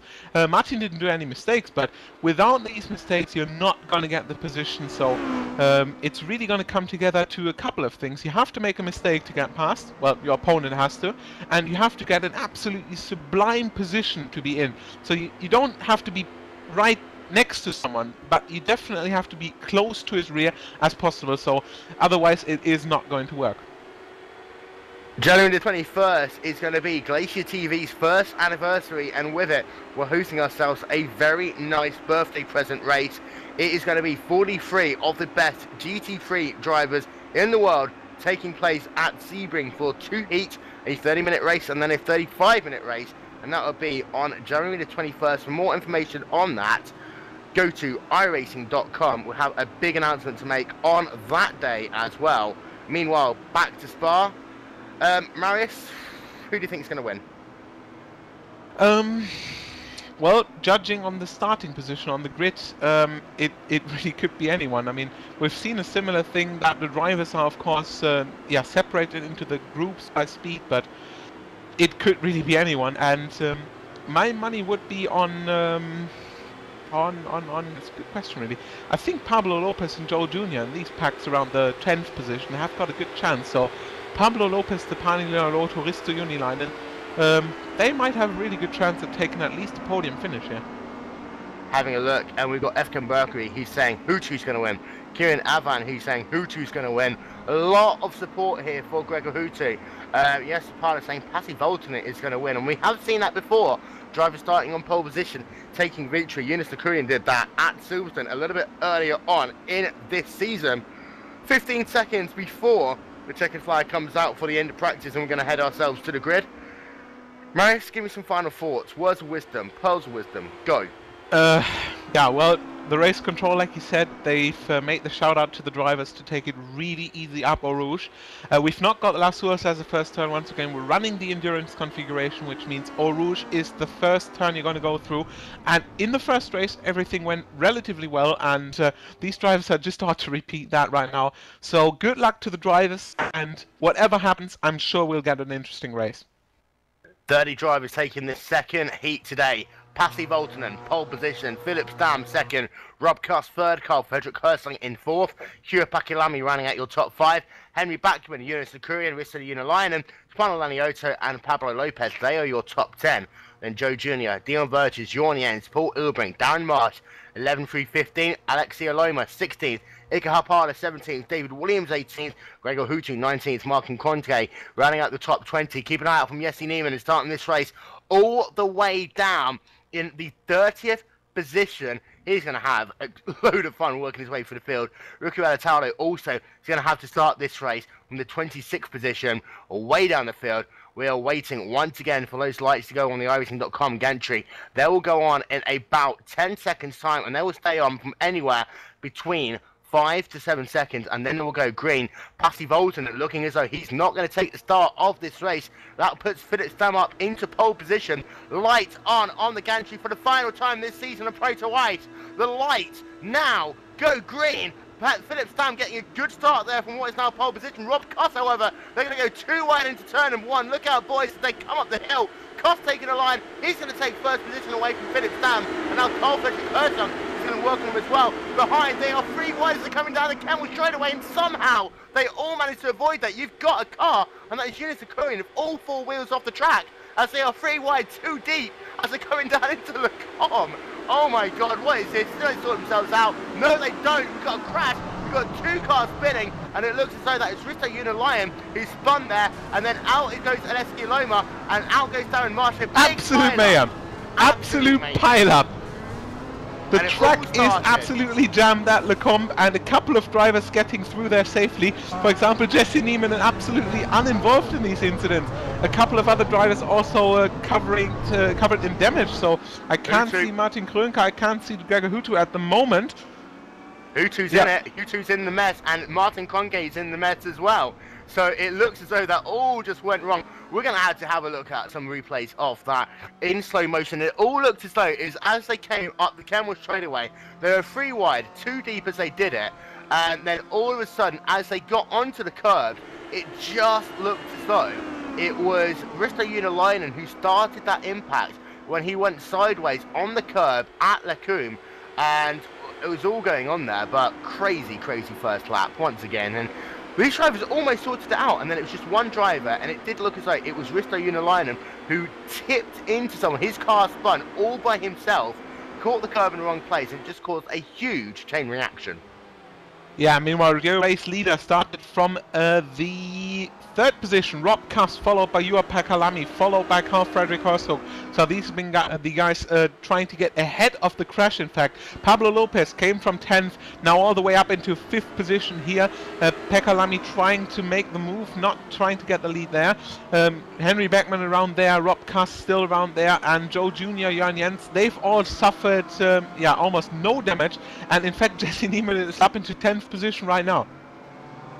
And having a look back at this incident and say it did start with Rooster Uniline. We're going to try and get ourselves a replay of that now. And I have to say at the same time, Jesse Niemann up into the top 10, that 20 positions in a space of a couple of laps. That is unheard of. But whilst that was all going on, Jonas de Kruijn, he took to the grass to try and get out of that melee. When that all happened, it all started going on as de Kruijn also had to try and get himself back onto the racetrack, and he was involved in a secondary impact as he came back onto the track with Philip Stam. Of course, he lost the race lead at the start of this race. Pablo Lopez looking as though he was able to get through that okay. The big incident was a logjam around Jonas de Kruijn. We're going to show ourselves a replay from the start line, but Tapane Lanioto was involved in that incident, as was Alexia Loma. We had Jorn Jens looking as though he just got out of that okay. Replay coming up on your screen now. So from the start-finish line, you see that it was a good start there by the drivers. Philip Stam lost the lead as they came up the hill out of a Rouge, but he was still in the 2nd position. Behind that, they were 3 wide, 3 deep almost there, all jostling for position. What is a very narrow piece of racetrack on the Camel straightaway. Henry Beckman was on the left-hand side line. He had Risto Uniline working his way down the middle. Jonas de Kruijn had all 4 wheels off the track at one point. They all funneled it out into the corner, and it looked as though at one point, we'll try and stop it with Uniline going sideways. At that point behind them, it was all fine with these other drivers. They'd almost sorted it out. But then one car spins, and then they all swarmed to avoid it, and that is where the impact started. And Gregor Hooter, as I say, was involved in that incident, as literally the entire track was blocked for about 4 or 5 seconds. Darren Marsh was involved as well, and there was about 5 seconds where there was nowhere that anyone could go.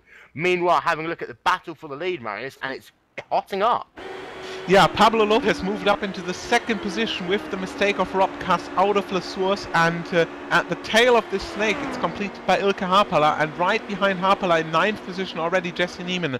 So it looks like my bet Pablo Lopez isn't so far off, as Pablo is currently 2nd, and he came from 10th position on the grid, so he got lucky and wasn't involved in the crash in Lecombe, as well as Juha-Pekka Lamy, who of course started in 5th position, sorry.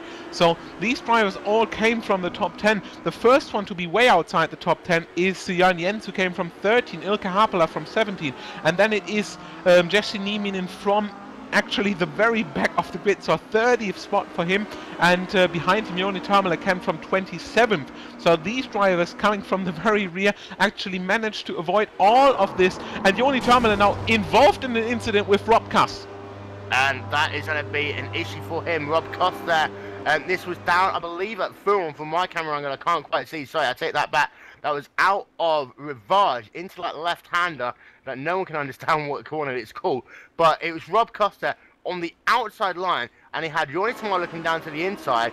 And it did actually look as though Rob Kuss was on the outside, just caught the curve a little bit, and that speared his car to the left. I'm not sure if he actually knew whether Tamar was down on his inside, but both drivers slamming into the tyre barriers, and they are both going to be out of the race. High attrition here in the 2nd race, as we predicted. But I have to say, Pablo Lopez, will go back to him immediately. He's looking to the outside as they come down into the bus stop chicane. And Marius, how nice would it be to see Pablo Lopez, one of the fan favourites, going to victory lane in this series? And he's looking down to the outside now as they come down into La Source. Yeah, Pablo has had some difficult Heat 2s in the series, so he's really looking to get the victory in this one, and so far it is looking good, as he's going side by side with JP Lamy down into La Source in the very last turn of the 3rd lap here, trying to make it round the outside, maybe getting the grip now. Yes, he is getting the overlap out of the 1st turn, so it is enough to actually get the overlap completed to get past Juha-Pekka Lamy before Rouge, and taking a look at a little bit further to the rear, Jesse Nieminen closed up to Ilkka Haapala, and together with him they are chasing down these guys like absolute brutality. So JP Lamy and Pablo fighting at the top of the grid, but still a lot of stuff going on right behind them. And I have to say this again, it would be so nice, I think all the times would love it, if Pablo Lopez in that 69 machine could go to victory lane at some point in this season. Of course, this is his last chance. He's had horrible luck here, and this would be a great way to cap his season off. However, you've got Jesse Nieminen in that 11 car who's on a mission. He's currently sat in the 8th position, trying to close down on Ilkka Haapala as we speak, and he is right there with a train of cars. Jesse Nieminen in 8th. He's got Ilkka Haapala, Jorn Jens and Henry Backman, all separated by about, what, a second and a half from the racetrack? This is going to be very, very interesting. It sure is, and we've got a real lot of drivers DNFing here before even completing a lap. 12 drivers out of the race, as well as Joni Törmela and Rob Kass, so we've got 15 cars on track, exactly the half. So once again the field halved with just one incident, and the car is so wide you can't really avoid these things, and as soon as someone spins ahead of you, all you can do is go straight across the grass. And we've got word from Rico Alatolo, who did exactly that and still got caught up in it somehow. So it is just bad luck in the end, but some of the drivers still made it through and are offering us the best of racing so far, as we've not just got a battle for the lead. I mean, good, Pablo Lopez might have broken free a bit from there, but JP Lamy in second, all the way down to Paul Ilbring, to Dion Verges even in the 9th position with Paul Ilbring, are still fighting, and nothing is decided around that. I'm having a look at the point standings momentarily, and the way it stands, if Nieminen wins this race and Kroenke finishes in the 21st position like it is, then Nieminen might get second place back in the championship. Meanwhile, we've got too wide down into Eau Rouge, and this is not a place where you want to go too wide at all. Jesse Nieminen spinning his car, and it looks like he could be out the race. It occurs to the commentators, perhaps strikes again. He's working his way, and in Eau Rouge and Radio, and it just looks as though he caught that car a tiny bit there as he came out the corner. His car just looks like it came off the curb a tiny little bit, but you don't go into the Rouge too wide. And Nieminen clips the wall. That car might still be drivable though, Marius. Yeah, but I don't think it really is. He took a really big impact in the wall, so surely the aero damage will be costing him a lot of time. He might be able to finish it in 10th position where he is, but I think a pit stop would be inevitable. So too wide into Eau Rouge, I can't really say much more about that. It's always a very risky thing, and it just doesn't pay out with these cars. Too risky maneuver, and it put Jesse in the wall, and luckily Ilkka Haapala is still going. Apparently not suffered from any damage, so good for him at least. But yeah, with this maneuver, Jesse pretty much took out himself into the contention for second position in the championship. Yeah, and we'll try and get ourselves championship standings as quick as we can throughout the course of this race. We'll get Mark Fangman working on this. He's got a calculator in his hand, I'm sure. But Jesse Nieminen now back down into the 10th position. We've got, sorry, I just muted myself there. We've got a lot going on in this racetrack. Pablo Lopez still leading the way. Hugh Pakalami in second. Carl Frederick Hersung in at the 3rd position. Joe Jr. in 4th. Henry Backman rounding out your top 5. And Pablo Lopez right now has got himself a 2.1 second gap over Hugh Pakalami. And I have to say, Marius, the one driver who I think could have caught him up in a bit of battle on him would have been Jesse Nieminen, who right now is struggling 152 miles an hour as he's working his way through Blanchimont, just nursing that car at the moment. Yeah, and we're still trying to figure out what exactly the benefit for me will be if Pablo Lopez wins this, as we've got an incident at the rear as Carl Frederick Herzog loses the car out of La Source and spins directly into Henry Backman. And these have been the guys in 7th and 8th position, and we're going to give you a replay of that in just a bit. But both of these cars looking severely damaged, and that's going to get Jesse Nieminen another 2 positions. However, by the looks of it, it will not be enough. Nieminen has not pitted yet. So, yeah, with this much damage on his car, he will surely not be able to fight off Istvan Balog and Scott Bircher right behind him. But, however, even if he is, it is not going to be enough for the 2nd position in the championship. Yep, and Pablo Lopez still leading the way. 3.4 second gap now over Hugh Pakalami, who's actually coming into the clutches of Joe Jr. in the 28 Radical car there. And Joe Jr. having himself a very good race at the moment. He started this race, of course, on the grid in the 11th position.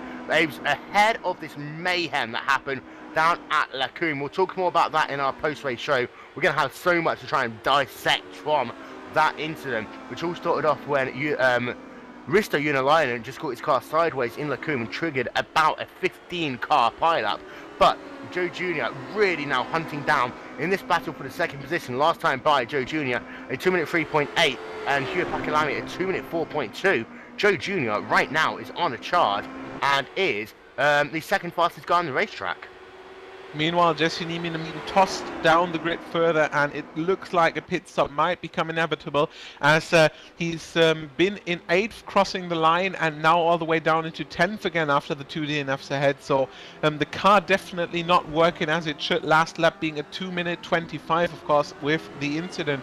But yeah, his race is definitely not going as planned.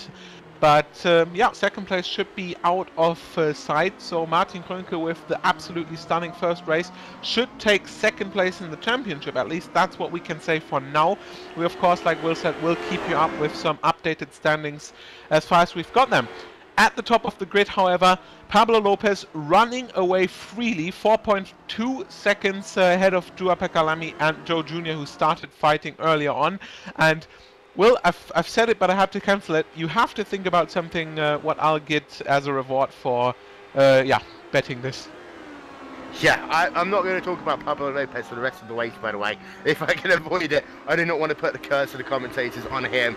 He is going to be one of the most, it's going to be one of the most fan favourite wins of the season. But meanwhile, behind him, Joe Jr., Hugh Pakalami still going tete-a-tete. Joe Jr. right up the rear now as they come out of Rivage.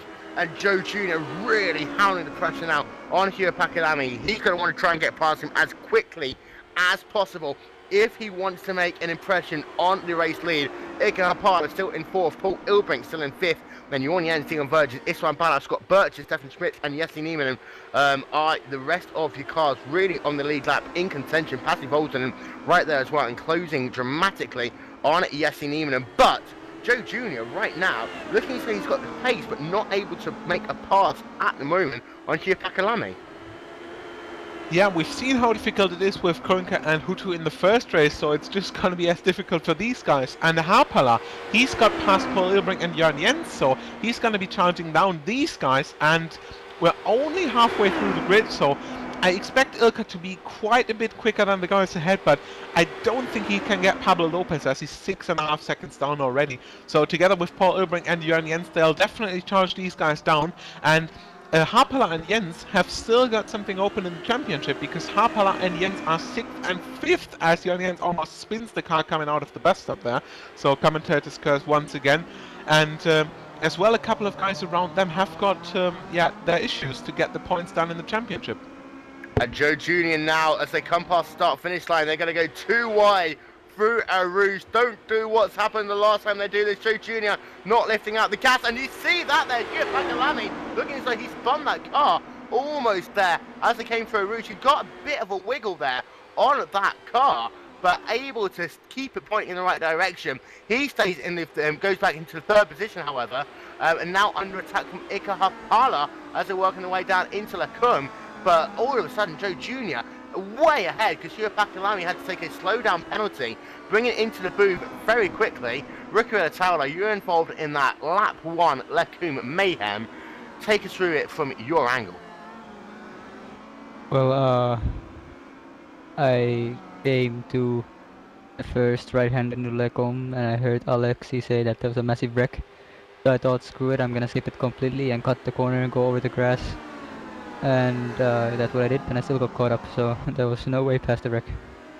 And at Lacombe, it narrows down. You down the Campbell straight away. It's 3 cars wide, and you saw cars going 3 wide there. Did you think that you were going to get through it at any point, or was it just a case of close your eyes and pray to the little baby Jesus? When I saw the wreck, I thought, yeah, great, it's on the road, so I can just skip the corner completely. And I was 100% sure I was gonna make it, but then Tom was reversing, trying to turn the car, and unfortunately it just hit my rear tire, and that just screwed up my car completely, the rear suspension, and it was undrivable. And a disappointing end to your season, but we will see you back in the birthday race in a couple of weeks' time, I presume. Well, pretty much every race too was a disappointing end to the day. I didn't make it. I finished 1 race too, and the rest I DNF'd. And even that, the one I finished, I had damage. So pretty unlucky tournament for me. Indeed, yeah, indeed. And bad luck in race 2. Hopefully it's sorted out in the future. Rico Latano. And don't forget, you can see him on Tuesday as well, as he will be in the 16 Street Racing League, Indianapolis 400. Just see Ricky turning left, it's going to be funny. I'll say that. He's done some good stuff on that. Going back to the racing, Pablo Lopez, a 7.87 gap now over Ika Hapara. Hugh Pakalami under a huge amount of pressure now from Paul Ilbrink around the outside. He's going to go as they come into Lacoum. Paul Ilbrink actually overshoots the corner. Don't do that, Paul. And that is going to allow, he touches there. Joe Jr. gets spun around and he's just going to touch the barriers. But Joe Jr. is now going to lose himself a ton of time, and that's going to be hugely annoying there for Joe Jr., as there's nothing that he could have done. That was all Paul Ilbrink there, who just literally spun his teammate around. Yeah, and it's just, yeah, once you get the car on the grass, you won't have any traction, and Paul just trying to get the car safely back to the track. Joe, of course, not, yeah, thinking about Paul on the grass and remaining on his normal line, and just tragically being hit by Paul there. But that's just how it goes, and we've seen the crash at the start, and it is just an absolutely insane series. And well, we have to recapitulate every race, and it's just, wow, so much going on, really. So much going on. Paul Ilbrink does get back out onto the track, but that incident between himself and Joe Jr., that was just silly. Because, you know, if you come off the track, you always have to make sure that you get back onto the track safely. I don't really call drivers out, but for Paul Ilbrink, he should have paid a bit more attention. You've even the tarmac area at Lacoum where you can get back onto the track safe first. You're not bouncing over the grass, but anyway, Paul Ilbrink's still running on the racetrack. Joe Jr. is retired and is now out of the race, which moves Jorn Jens up now into the 5th position. In fact, Jorn Jens is going to be closing down Paul Ilbrink before too long. He's only about a second behind him on the racetrack. Dion Verge is a further 4 second back in the battle for what is now the 6th position. And we're about, I don't know, about 12 minutes left to go of this heat. Pablo Lopez still leading the way. The gap between Ika Hapala and Hugh Pakalami, of course, we saw Hapala behind Pakalami for quite a while in this race. That immediately built itself up to a 5 second gap on the racetrack. The gap between Lamy and Ilbrink after Ilbrink went off and caught teammate Joe Jr. up to 3 seconds on the racetrack. And then, as I say, the gap between Ilbrink and Jorn Jens further 2 seconds back. So this field depleted. We've only got 14 cars on the lead lap now to run through your retirees. In order, Timo Ivinen, Risto Junalainen, Jonas Sakurian, Philip Stam, Conrad Houghton, Ricardo Taule, Gregor Hutu, Pano Laniotto, Darren Marsh, Martin Kroenke, Andre Hegheim, David Williams, Alexia Loma, Yoni Tamara, Rob Cuss, Henry Backman, all classified as out of the race. 14 cars doing battle on this racetrack, and right now, we haven't really got ourselves many good battles going on, because Jesse Neiman is driving a wounded car, as is Michael Klandenberg, as is Carl Frederick Hersling. So a bit of a damaged car race going on right now. Yeah, and overall we've only got 13 cars going after the retirement of Joe Jr. So yeah, you couldn't get more battered than this. And yeah, we've seen Heat 2 races being crazy, but in terms of retirees, this is one of the craziest, really. And we're working our way now with about 10 minutes left to go. And I have to say, when we put it into championship battles as well, and the other battles, Pablo Lopez is going to win himself the hard charge award and take victory all at once. Like 69 car, rounding out a season with a bang right now. Yeah, he is, as well as Stefan A. Schmidt, one of the guys surviving the incident at the start. I've still got no idea how he did that. We definitely have to take a look at a replay later on. But if Stefan will be able to complete this race, the driver for the DH Club will take the Safest Driver Award. And currently he's in 8th position, so he will as well take a great result from it. So, Pablo Lopez from Ika Hapala, from Hugh Pakalami, from Paul Ilbrink, from Jorn Jens. We're having a look at this battle for the 2nd position in the championship, and by my math, we'll get confirmation from Vangerman. It does look as though for the time being, Kroenke will stay ahead of Jesse Neiman. However, there was also the faint chance that Williams was going to be able to leapfront Neiman as well. Of course, the My3ID drivers, 2nd, 3rd and 4th in the championship. Neiman are looking as though, by my watch, he will at least take home 3rd position. David Williams will have to settle for the 4th position. And Marius, at the moment, you know, the slowly is winding down, but I tell you what, having a look at Yeti Niemann driving that damaged race car, and it does bring back memories of Hutu early on in the season, doing exactly the same, driving a very damaged race car. Neiman's still doing pretty okay lap times. Yes, he's, what, 7-8 seconds off the pace, but when you consider the damage to that race car, it really does show why he is a top-class driver. Yeah, and it doesn't bring memories back from Jesse driving a wounded car, because at most of the places in the season he wasn't even wounded. He was potentially dead right away, so couldn't even continue the race. But this time he is, and he's at least getting some points, and it's always really important to finish the race if you can, because so much guys ahead will be able to run into trouble most likely, and especially in the Heat 2, we've had so much retirees in the season that even if you're outside the top 20, we've seen guys gain over 6 positions, in fact, at Road to Atlanta. Just try to keep going. As soon as your car does not DNF, as soon as you're still able to maintain it on track safely, keep going and see the checkered flag if you just can.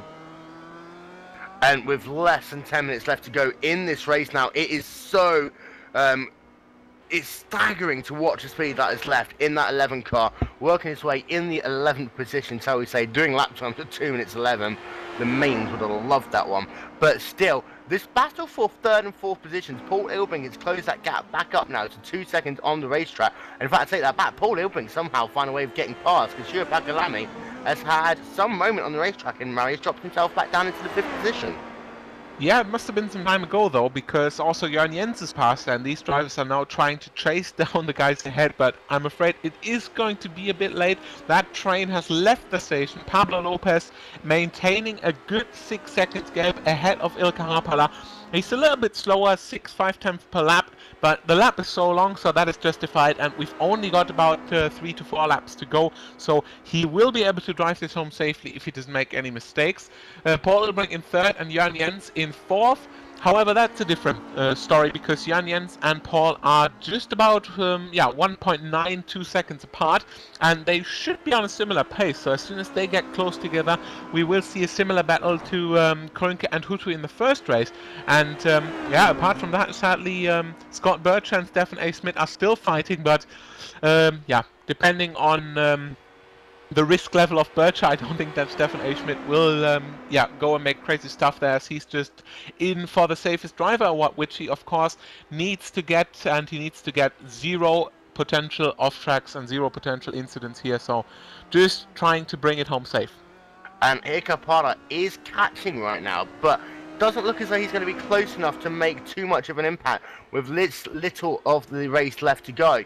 And it's disappointing there's been not as much racing in this second heat, because we did have some great battles that were developing. Jesse Niemann had a train of 5 cars that he was going to try and get past time that moved down into the Arush Radio complex, going too wide, and that was a very close call. And I tell you what, it was just to have been 6 inches to the right hand side, and we've been able to get through that okay. We could have been talking about a completely different story, but unfortunately Niemann's had a bad day in the second race, Kroenke's had a bad day, Hutu's had a bad day, but out front it is still Pablo Lopez, I wouldn't say walking away with this race, but charging ahead.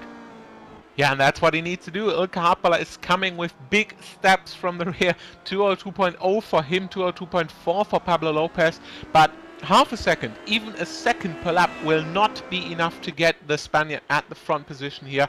So it is Spain versus Finland versus the Benelux club. It is a multicultural thing really, and we've seen so much different drivers in this series. It's just amazing. So less than 5 minutes to go here in the final round of the ProtoICE $1,000 Cup. Don't forget, of course, January the 21st, we'll be doing our birthday anniversary celebration at Sebring. 43 cars in the McLaren GT3 class, and they will be doing battle for 30 minutes, and then for one heat, reverse the top 20 drivers as always, and then do a 35-minute sprint race for heat number 2 around the beautiful, majestic Sebring International Raceway. Start time for that and more information, go to iRacing.com. And about 2 laps of racing left to go, Marius.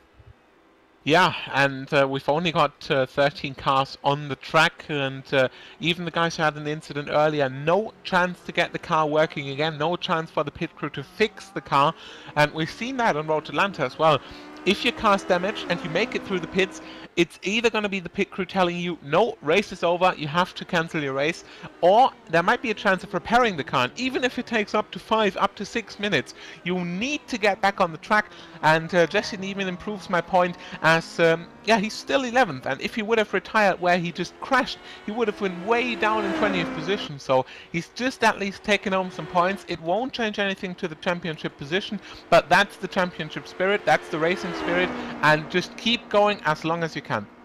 Yep, and with about a lap and a half left to go for Pablo Lopez, working his way down into, once again, the Lacombe complex.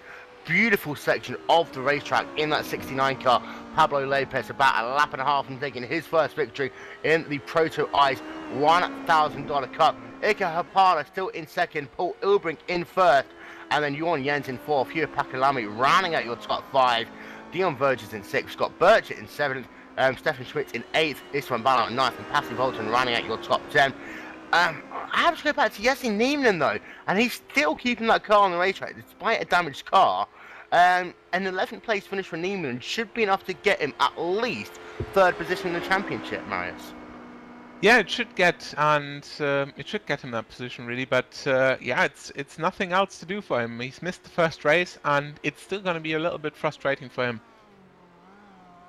So for Pablo Lopez, just 1.5 laps less now to go as Pablo Lopez working his way into the Blanchimont corner on the racetrack. He's got himself the box stop chicane, the La Source hairpin, and then one full complete lap left to go for Pablo Lopez. He's going to get the white flag this time by. And for Pablo Lopez, after everything he's had in this season, Marius, he's had DNFs, he's had so much bad luck, and he's had some very good second heat finishes. However, he's had the whole thing on the second races, the Hard Charger Award. Now he's on the last lap and he's got the chance to try and take victory. Yeah, it is definitely overdue as we've got 1 lap to go and Pablo is still leading your grid. So about 4 seconds we see it this time, by 4.6 seconds in fact, between him and Ilkka Haapala. So it will most likely be a very safe thing between those two guys. And definitely a great race for Pablo. He's been able to get through these issues ahead. Came from 10th position, again made up 9 positions to be on the top. And yeah, another great race really, but this time benefited and rewarded with the proper result. Not really that much going on at the rest of the track. Little bit of a fight between Dion Verges and Juha Pekalami, and as well got the fight still going on between Stefan Schmidt and Scott Burcher. Apart from that, no real battles on the track, and yeah, a very quiet, a very composed finish here after we've had the big bang in the first time by the comp. Yeah, and it's going to be a well-deserved victory. We could say this all we want until the comps come home, but it really is going to be a well-deserved victory there for Pablo Lopez. He's had so much difficulties in this series, working his way on the final lap of this race. Don't forget, we've got ourselves some very special interviews coming up after this race concludes. But for Pablo Lopez, coming out of Stavolo corner, we're going to go on board with him now, work his way down the back straightaway for the final time, and he's got himself now just the bus stop chicane, La Source to go, and that run down to Eau Rouge. Pablo Lopez leading by 4.7 seconds over Iker Hapana. Now comes down into the bus stop chicane, that right hand flick, then the left hand flick as he goes up the tiny little crest there. One more corner left to go for Pablo Lopez. Down he comes now into the La Source hairpin. It has been so much fun bringing you the ProtoICE $1,000 Cup this season, and it concludes with one of the most popular drivers on iRacing taking his first victory in the ProtoICE $1,000 Cup. Pablo Lopez comes home and he takes victory there, and a great, determined, perfect drive there for the 69 car. Beautiful victory. The driver from Iberia taking victory, and behind him Iker Hapana second, Paul Ilbrink coming home third, but P5 and Hugh Pakalami and Dion Verges side by side to come out of the final corner, and it looks as though Hugh Pakalami will just be able to hold off there. And at the same time, Scott Burchett and Stefan Schmidt, they're battling for 7th and 8th positions on the racetrack. and Scott Bircher in 7th, Stefan Schmidt in the 8th position.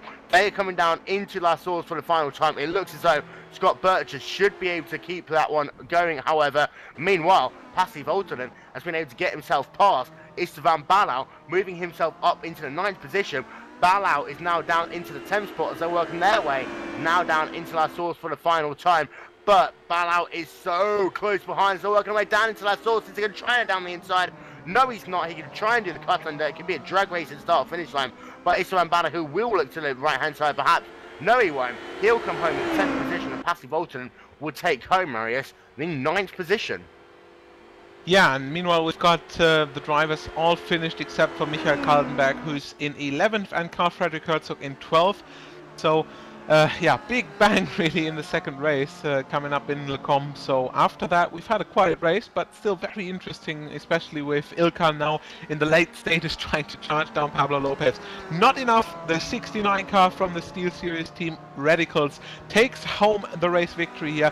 Pablo Lopez, well deserved here, and takes on the very last heat, very last second heat of course, in the series here. And we'd still like to know from the spectators, as we've got the post-race report coming up, how did you like the series, how did you like these two races, and how would you like to see more?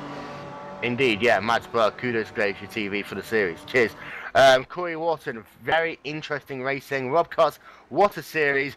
Leon Mitt, congratulations to Pablo Lopez. Sean Lee's also showing appreciation, as is Andy Kerstoffer.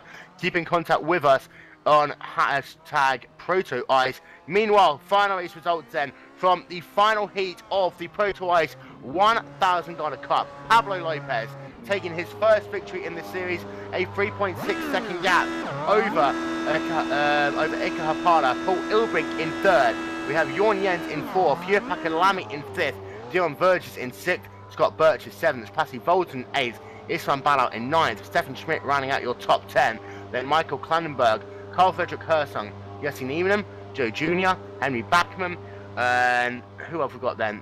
Rob Cuss, Yorni Tamara, Alexia Loma, David Williams, Antoine Hege rounding out your top 20. Whew. Yeah, indeed. We've seen an absolutely stunning race once again. Heat 1 being one of the most exciting races in the season, really. So it has been a finale worth it. I can say that. And well, the second race, well, it's not really a big surprise to see once again such a big crash ahead. And yeah, it's just a real surprise that some of these guys made it through the mayhem. However, they've still delivered. They've still had a good race winner here with Pablo Lopez. And altogether, we've seen a very interesting series.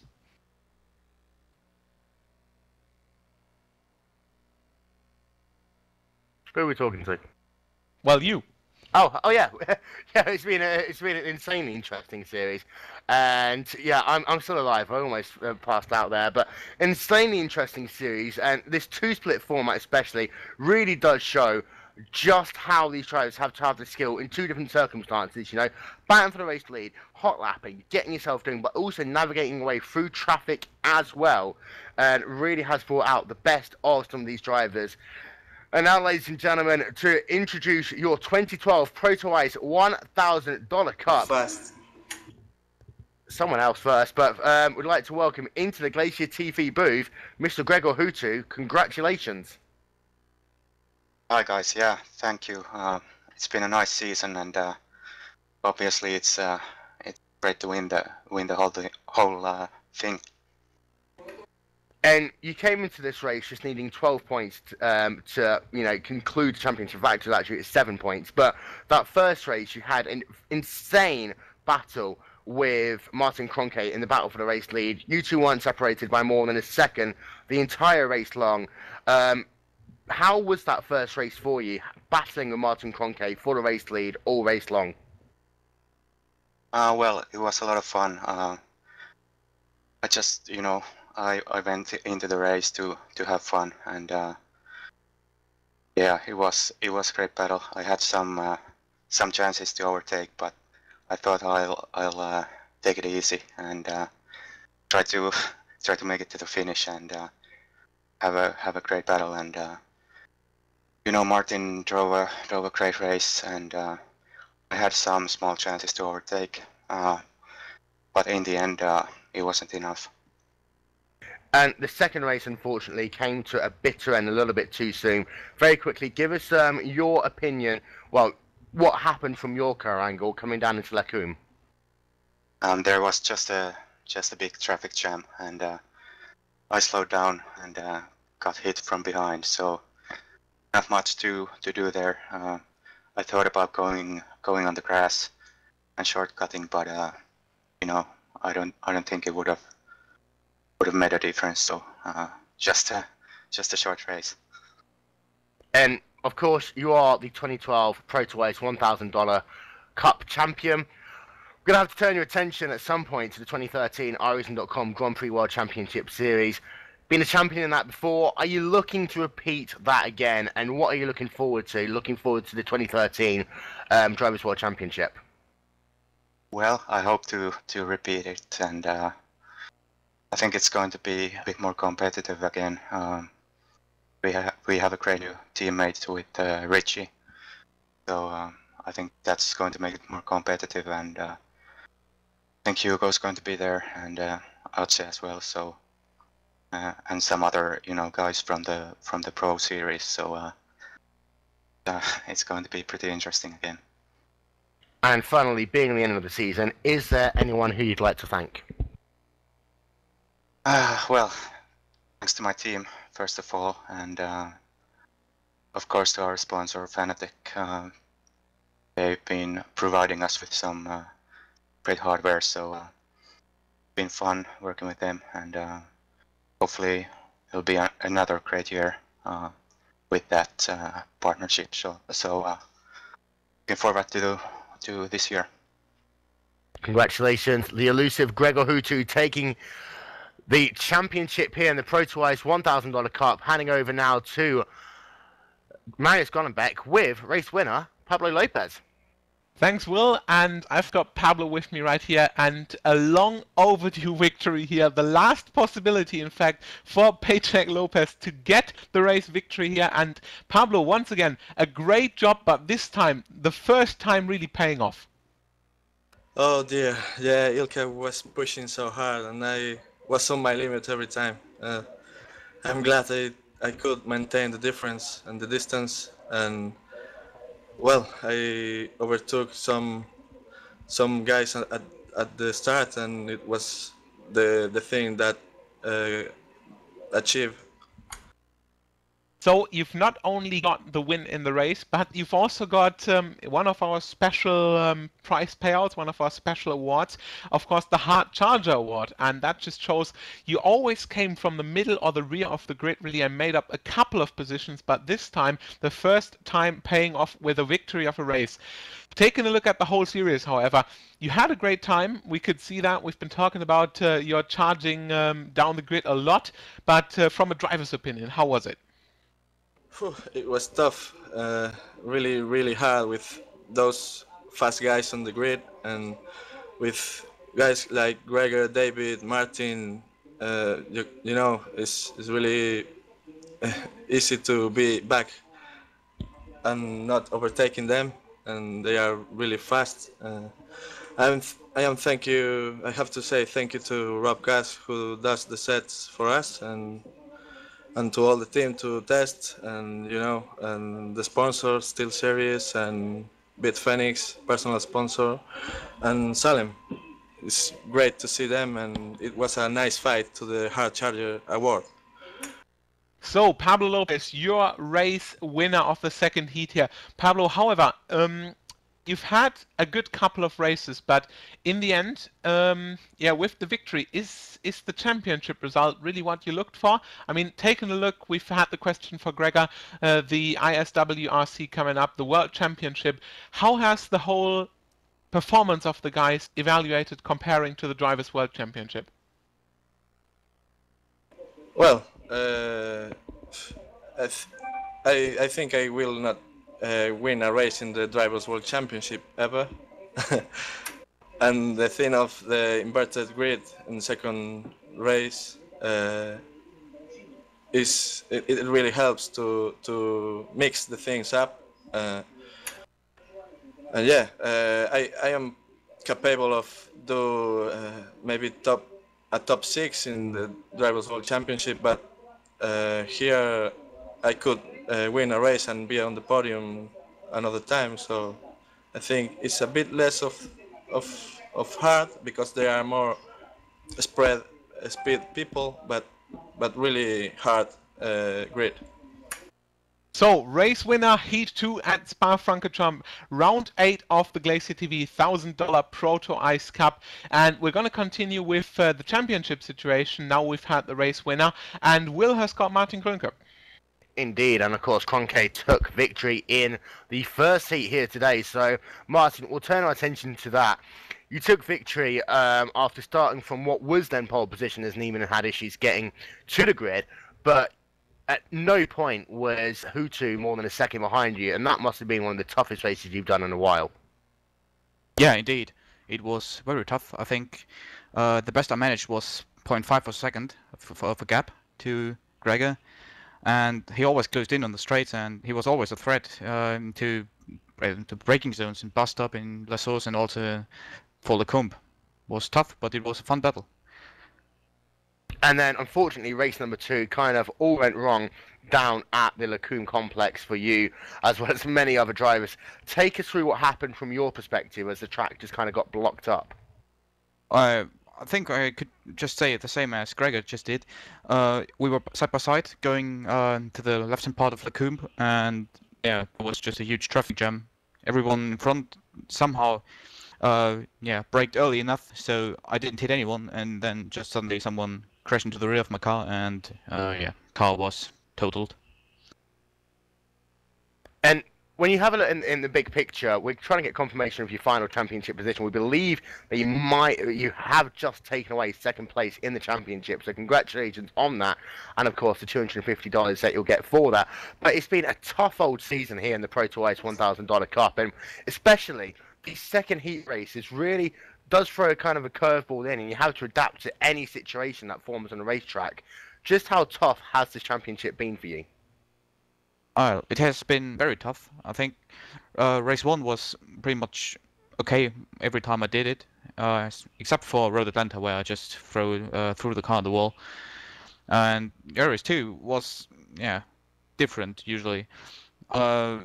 There were some races like Suzuka where I was able to overtake a lot of people rather easily because I ran different downforce trim. But there have also been other races like this one or Sebring where I was involved in crashes or didn't get past properly. Yeah. And moving aside from the ProtoICE $1,000 Cup into the future, of course you are racing, I believe, in the in the GlacierTV anniversary race at Sebring, but ahead of that, we've got ourselves the 2013 iRacing.com Grand Prix World Championship Series. Of course, you're going to be in a factor again in that series. And what are your expectations looking forward to what is going to be a hugely competitive series? Yeah, it will indeed be enormously competitive. I just hope to be able to compete, repeat what I did last year, achieving a top 6, I think it was. Maybe have a shot at top 5 this year, but I don't think I have any shot at top 2 or top 3. I think it will be Gregor, Hugo, Assi, one of those guys. And of course, as with Hutu, is there anyone who you'd like to thank at the conclusion of this ProtoICE $1,000 Cup? Well, obviously the whole team, because everyone was working on the setups for the series, and yeah, probably wouldn't have been that good without them. And Martin Kroenke there, coming home first in the races today, coming home second in the overall championship, we believe anyway. Handing back over to Marius, and he is now with David Williams. Yeah, David Williams with me here as well from My380 Gaming in 4th in the championship, taking home $100 in cash. So Dave, after the little bit of a disturbing second race, not really such a bad championship playout. Yeah, definitely a very up and down season. Had some strong results and some not so strong results. But yeah, overall it's been great fun. So overall, it's been great fun, and that leads me pretty much exactly to the next question. We've already talked about the birthday event coming up, January 21st, the McLaren on Sebring, the latest car to be released from iRacing, but also immediately one of the most popular ones. So a couple of drivers from the ProtoICE already signed up and signed in, and we're going to see them again at that point. How about you with that? Yep, I've recently signed up for that, so I believe it's a similar format to the ProtoICE, so obviously the McLaren is a really nice car, so it should be a lot of fun. Talking about the format exactly, we've had the two races, the two heats, 30 minutes, short races for these prototype cars, top 20 reversed, something being very unique and yeah, basically been tested the first time here. It could have been a flop, but how did it look in your eyes? The McLaren? No, the championship format. Did you listen? You didn't listen, did you? He's English. English people don't listen. The format. The format, yes. Yeah. Yeah, it's definitely a lot of fun. I've said fun a lot, haven't I? Well, it obviously it evens the championship out a lot, and it gives some of the not necessarily slower drivers, but it gives everyone a chance to have a shot at getting a really good result, and it gives obviously the faster guys from race 1 a harder time in race 2 because they have to fight through the field and avoid traffic, and yeah, it's a very exciting format. Yeah. So we've got a couple of exciting things coming up for what we can say at this point. The birthday event will be at the 21st of January, and we of course will be broadcasting that. We have, however, forgotten a little bit that we've got the Easter eggs in the prize money wheel. So we've not only got Pablo Lopez, who has been here, who has been taking his $25 and for the Hard Charger Award. We've also got Stefan A. Schmidt, who takes home the Safest Driver Award, and we will also draw a lottery from all of the participants here, scoring a qualifying time in the season, in every race of the season, is an important bit. We'll also get $25. So we've got a big prize pool, top 5 receiving cash prizes, and 6 to 10 receiving iRacing credits and respectively IGPmanager.com memberships. So a couple of interesting things for the drivers here. We will of course inform you in the forum over email, and you will definitely receive your prize money. And well, we've got a little bit of time, so yeah, bit time for small talk. Big time for small talk, and first of all, a big thank you to everyone who's made this series possible. Yoni Backman, of course, Shana Matakay, and Marius Gonnebeck for putting everything together. IGPmanager.com for helping out on the sponsorships, live stream for being awesome. In the meanwhile, we are going to talk to my very good friend Alexi Aloma. And Alexi, race number 2 was fun, wasn't it? Yeah, it was. Take us through what happened. Race number 1 or 2?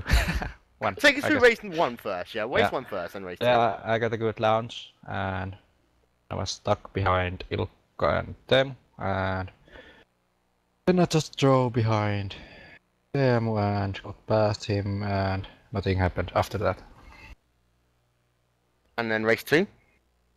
Well, there was a crash in Les Combes, and I think it was Risto, and I thought he would go inside line after his spin or whatever, and then I went outside, and then at least a million cars went inside of Risto, and he had to come up, and over pretty much. And by the way, how did you pronounce my name? It was correct this time. It was? For some reason. Oh! A first time on GlacierTV! Will Vincent manages to spell Alexi! I've been doing it all the time when I'm not in the broadcast. It's just when my no thing. one is listening, exactly. That is the problem. Yeah. Oh, to get back onto topic, first of all, Championship didn't really go the way you wanted it. You've had a lot of bad luck this season, but if you draw any conclusions at all, good Championship season, bad Championship season? Not very good. Today. And then looking forward, of course, you are going to be a driver racing their way in the Grand Prix World Championship Series, I believe. Looking forward to that? Yeah, yes I am. You're going to do well? Hopefully. That is Alexia Loma, who came home all over the place today. And now we're going to hand over to Yoni Backman, as they always do in Grand Prix races. They talk to championship winners, etc., in their own language. Yoni, Gregor, go. No niin, Gregor, ensimmäinen haastattelu iRacingin puolelta Teamspeed tai luurien kautta, että historiallinen tapaus ja historiallinen turnaus, että onneksi olkoon munkin puolesta vielä turnauksen voitosta ja oli suhteellisen dominoiva ajo sulta, että koko kauden, että olit yksi harvoja, ketä nyt tätä viimeistä lähtöä lukuun ottamatta selvisi aina maaliin, että millainen maku jäi nyt viimeisestä kisasta, kun ei mennyt ihan niin kuin se koko muu kausi meni. Joo, kiitoksia. No ei se nyt hirveästi harmita tuo viimeinen kisa, että se oli kuitenkin ratkesi jo ekas kisassa tuo mestaruus, niin tietysti olisi kiva ollut ajaa Spassa kiva kisa ja päästä maaliin, mutta oikeastaan koko kausi niin, että olin siellä 10 joukossa ja vähän tuurillakin pysyi auto kasassa, niin silleen hyvä kausi. Mites sanoit silloin kauden alussa, että että yksi iso syy, minkä takia liityit tähän turnaukseen, oli erityisesti tämä formaatti, että tykkäät siitä, että pääsee ajamaan kilpaa, että täyttikö odotukset? No joo, kyllä suuri osa noista tokasta kisoista oli hauskoja, että justin sen kisaformaatin takia liityin mukaan ja tiesi, että tulee kivoja kisoja, ohituksia ja muuta kamppailua siellä, niin se oli se isoin syy. Oliko mites sitten tässä taso oli kuitenkin niinku osanottajien suhteen, niin oli niinku lähestulkoon tätä Drivers World Championshipin tasoa, mutta sitten kisoissa ja varsinkin kakkoslähdössä, kun oli sitten tämä käännetty järjestys, niin siinä sitten porukalla ei ihan tämä racecrafti riittänyt aina maaliin asti pääsemiseen. Miten itse koit, että loppuko kakkoslähdössä yleensä sitten haasteet kesken liian nopeasti vai oliko niinku kaikille jotain? No ehkä joissain kisoissa tippui niin paljon porukkaa pois, että oli vähän tylsempi, mutta kyllä suuri osa kisoista pääsi ajamaan vahingoittamattomalla autolla, niin ne oli hauskoja. Et siinä mielessä koko kausi niin hauska. Ja sitten vielä toiseksi viimeinen kysymys, että mihin meinaat rahat käyttää? Jaa, en tiedä vielä. Pitää miettiä tässä. Älä ainakaan lainaa Aleksille. Mutta sitten viimeinen kysymys. 21. päivä GlacierTVn syntymäpäiväkisa McLarenilla ja ratana on Sebringi. Sama formaatti, pikkasen muutettuna kokeilumielessä niihin toiseen lähtöön, niin vai nähdäänkö sut siinä kisassa? Ehkä. Pitää miettiä. Joo, pitää varmaan kokeilla sitä autoa tässä enemmän ja kyllä mä varmaan ajan sen kisan. Näin, ei siinä. Päätetään tämä haastattelu mun osalta tähän ja onneksi olkoon vielä kerran turnauksen voitosta. Tämä oli kyllä upea katsoa ajamista, että aika puhdasti ja siistiä työtä teit niin kuin siinä, missä muut pysähtyi radan varteen, niin hoidit homman, että onnittelut. Joo, kiitoksia ja kiitokset teille näistä järjestämisestä ja näistä broadcasteista, että on ollut kiva katsoa. Kiitos. Okay, back to you, Will. Cheers, and Marius, I'll hand straight over to you. Final thoughts, it's been a great season, great action, and at the end of it, Gregor Hutu taking a well-deserved championship. Yeah, it's been an absolutely great season, and we've seen so much great season racing, so much racing here, and yeah, I'm a bit short on words, in fact. A great season finale, the first race being an absolute stunning race. I'm still missing the words, I definitely have to check out the replay on that again. The greatest drivers in iRacing coming together, doing the HPD racing here and just showing that this format works. And Yeah, I'm not really sure about that, but we might come up with something in the future. Then again, if the interest is right, we'll think about something definitely worth doing the broadcast. And of course, we hope that you guys out there enjoyed it as well. And yeah, I'm really happy. We had a great race, a great season. So a lot of great action, and thanks to Yoni, of course, for making this possible. And I've had a great bit of fun together with you guys. Yeah, and I would clap, but I can't because I have to hold one button down to talk and then one to clap, and it sounds wrong. But thanks Just to clap Marius, your cheeks. thanks to Yoni. Thanks to Yoni for the work they did. There you are, David Williams clapping for me. Great. But cheers to everyone, also to all of you guys, the fans. Without you, there'd be no point in broadcasting these races. To all of the drivers who provide us with action week in, week out. Don't forget, the 21st of January, we'll be bringing you our special first anniversary race. It is going to be 43 of the world's best drivers driving around Sebring International Raceway live here and exclusive on Glacier TV. Start time for the race is going to be, we'll be on air from about 7:45 p.m. on Monday the 21st of January. And we've got a big announcement to make on that day as well, so make sure that you stay tuned to that. For more information, go to GlacierTV.com. Check out our Facebook, facebook.com/GlacierTV for the latest news and information. At Twitter, use the hashtag @GlacierTV or hashtag ProtoICE. From me, Will Vincent, from him, Marius Cronenbeck, everyone here at Glacier TV, as always, been an honour and a privilege, and we'll see you some point down the road. Bye-bye. Good night. Later. Up.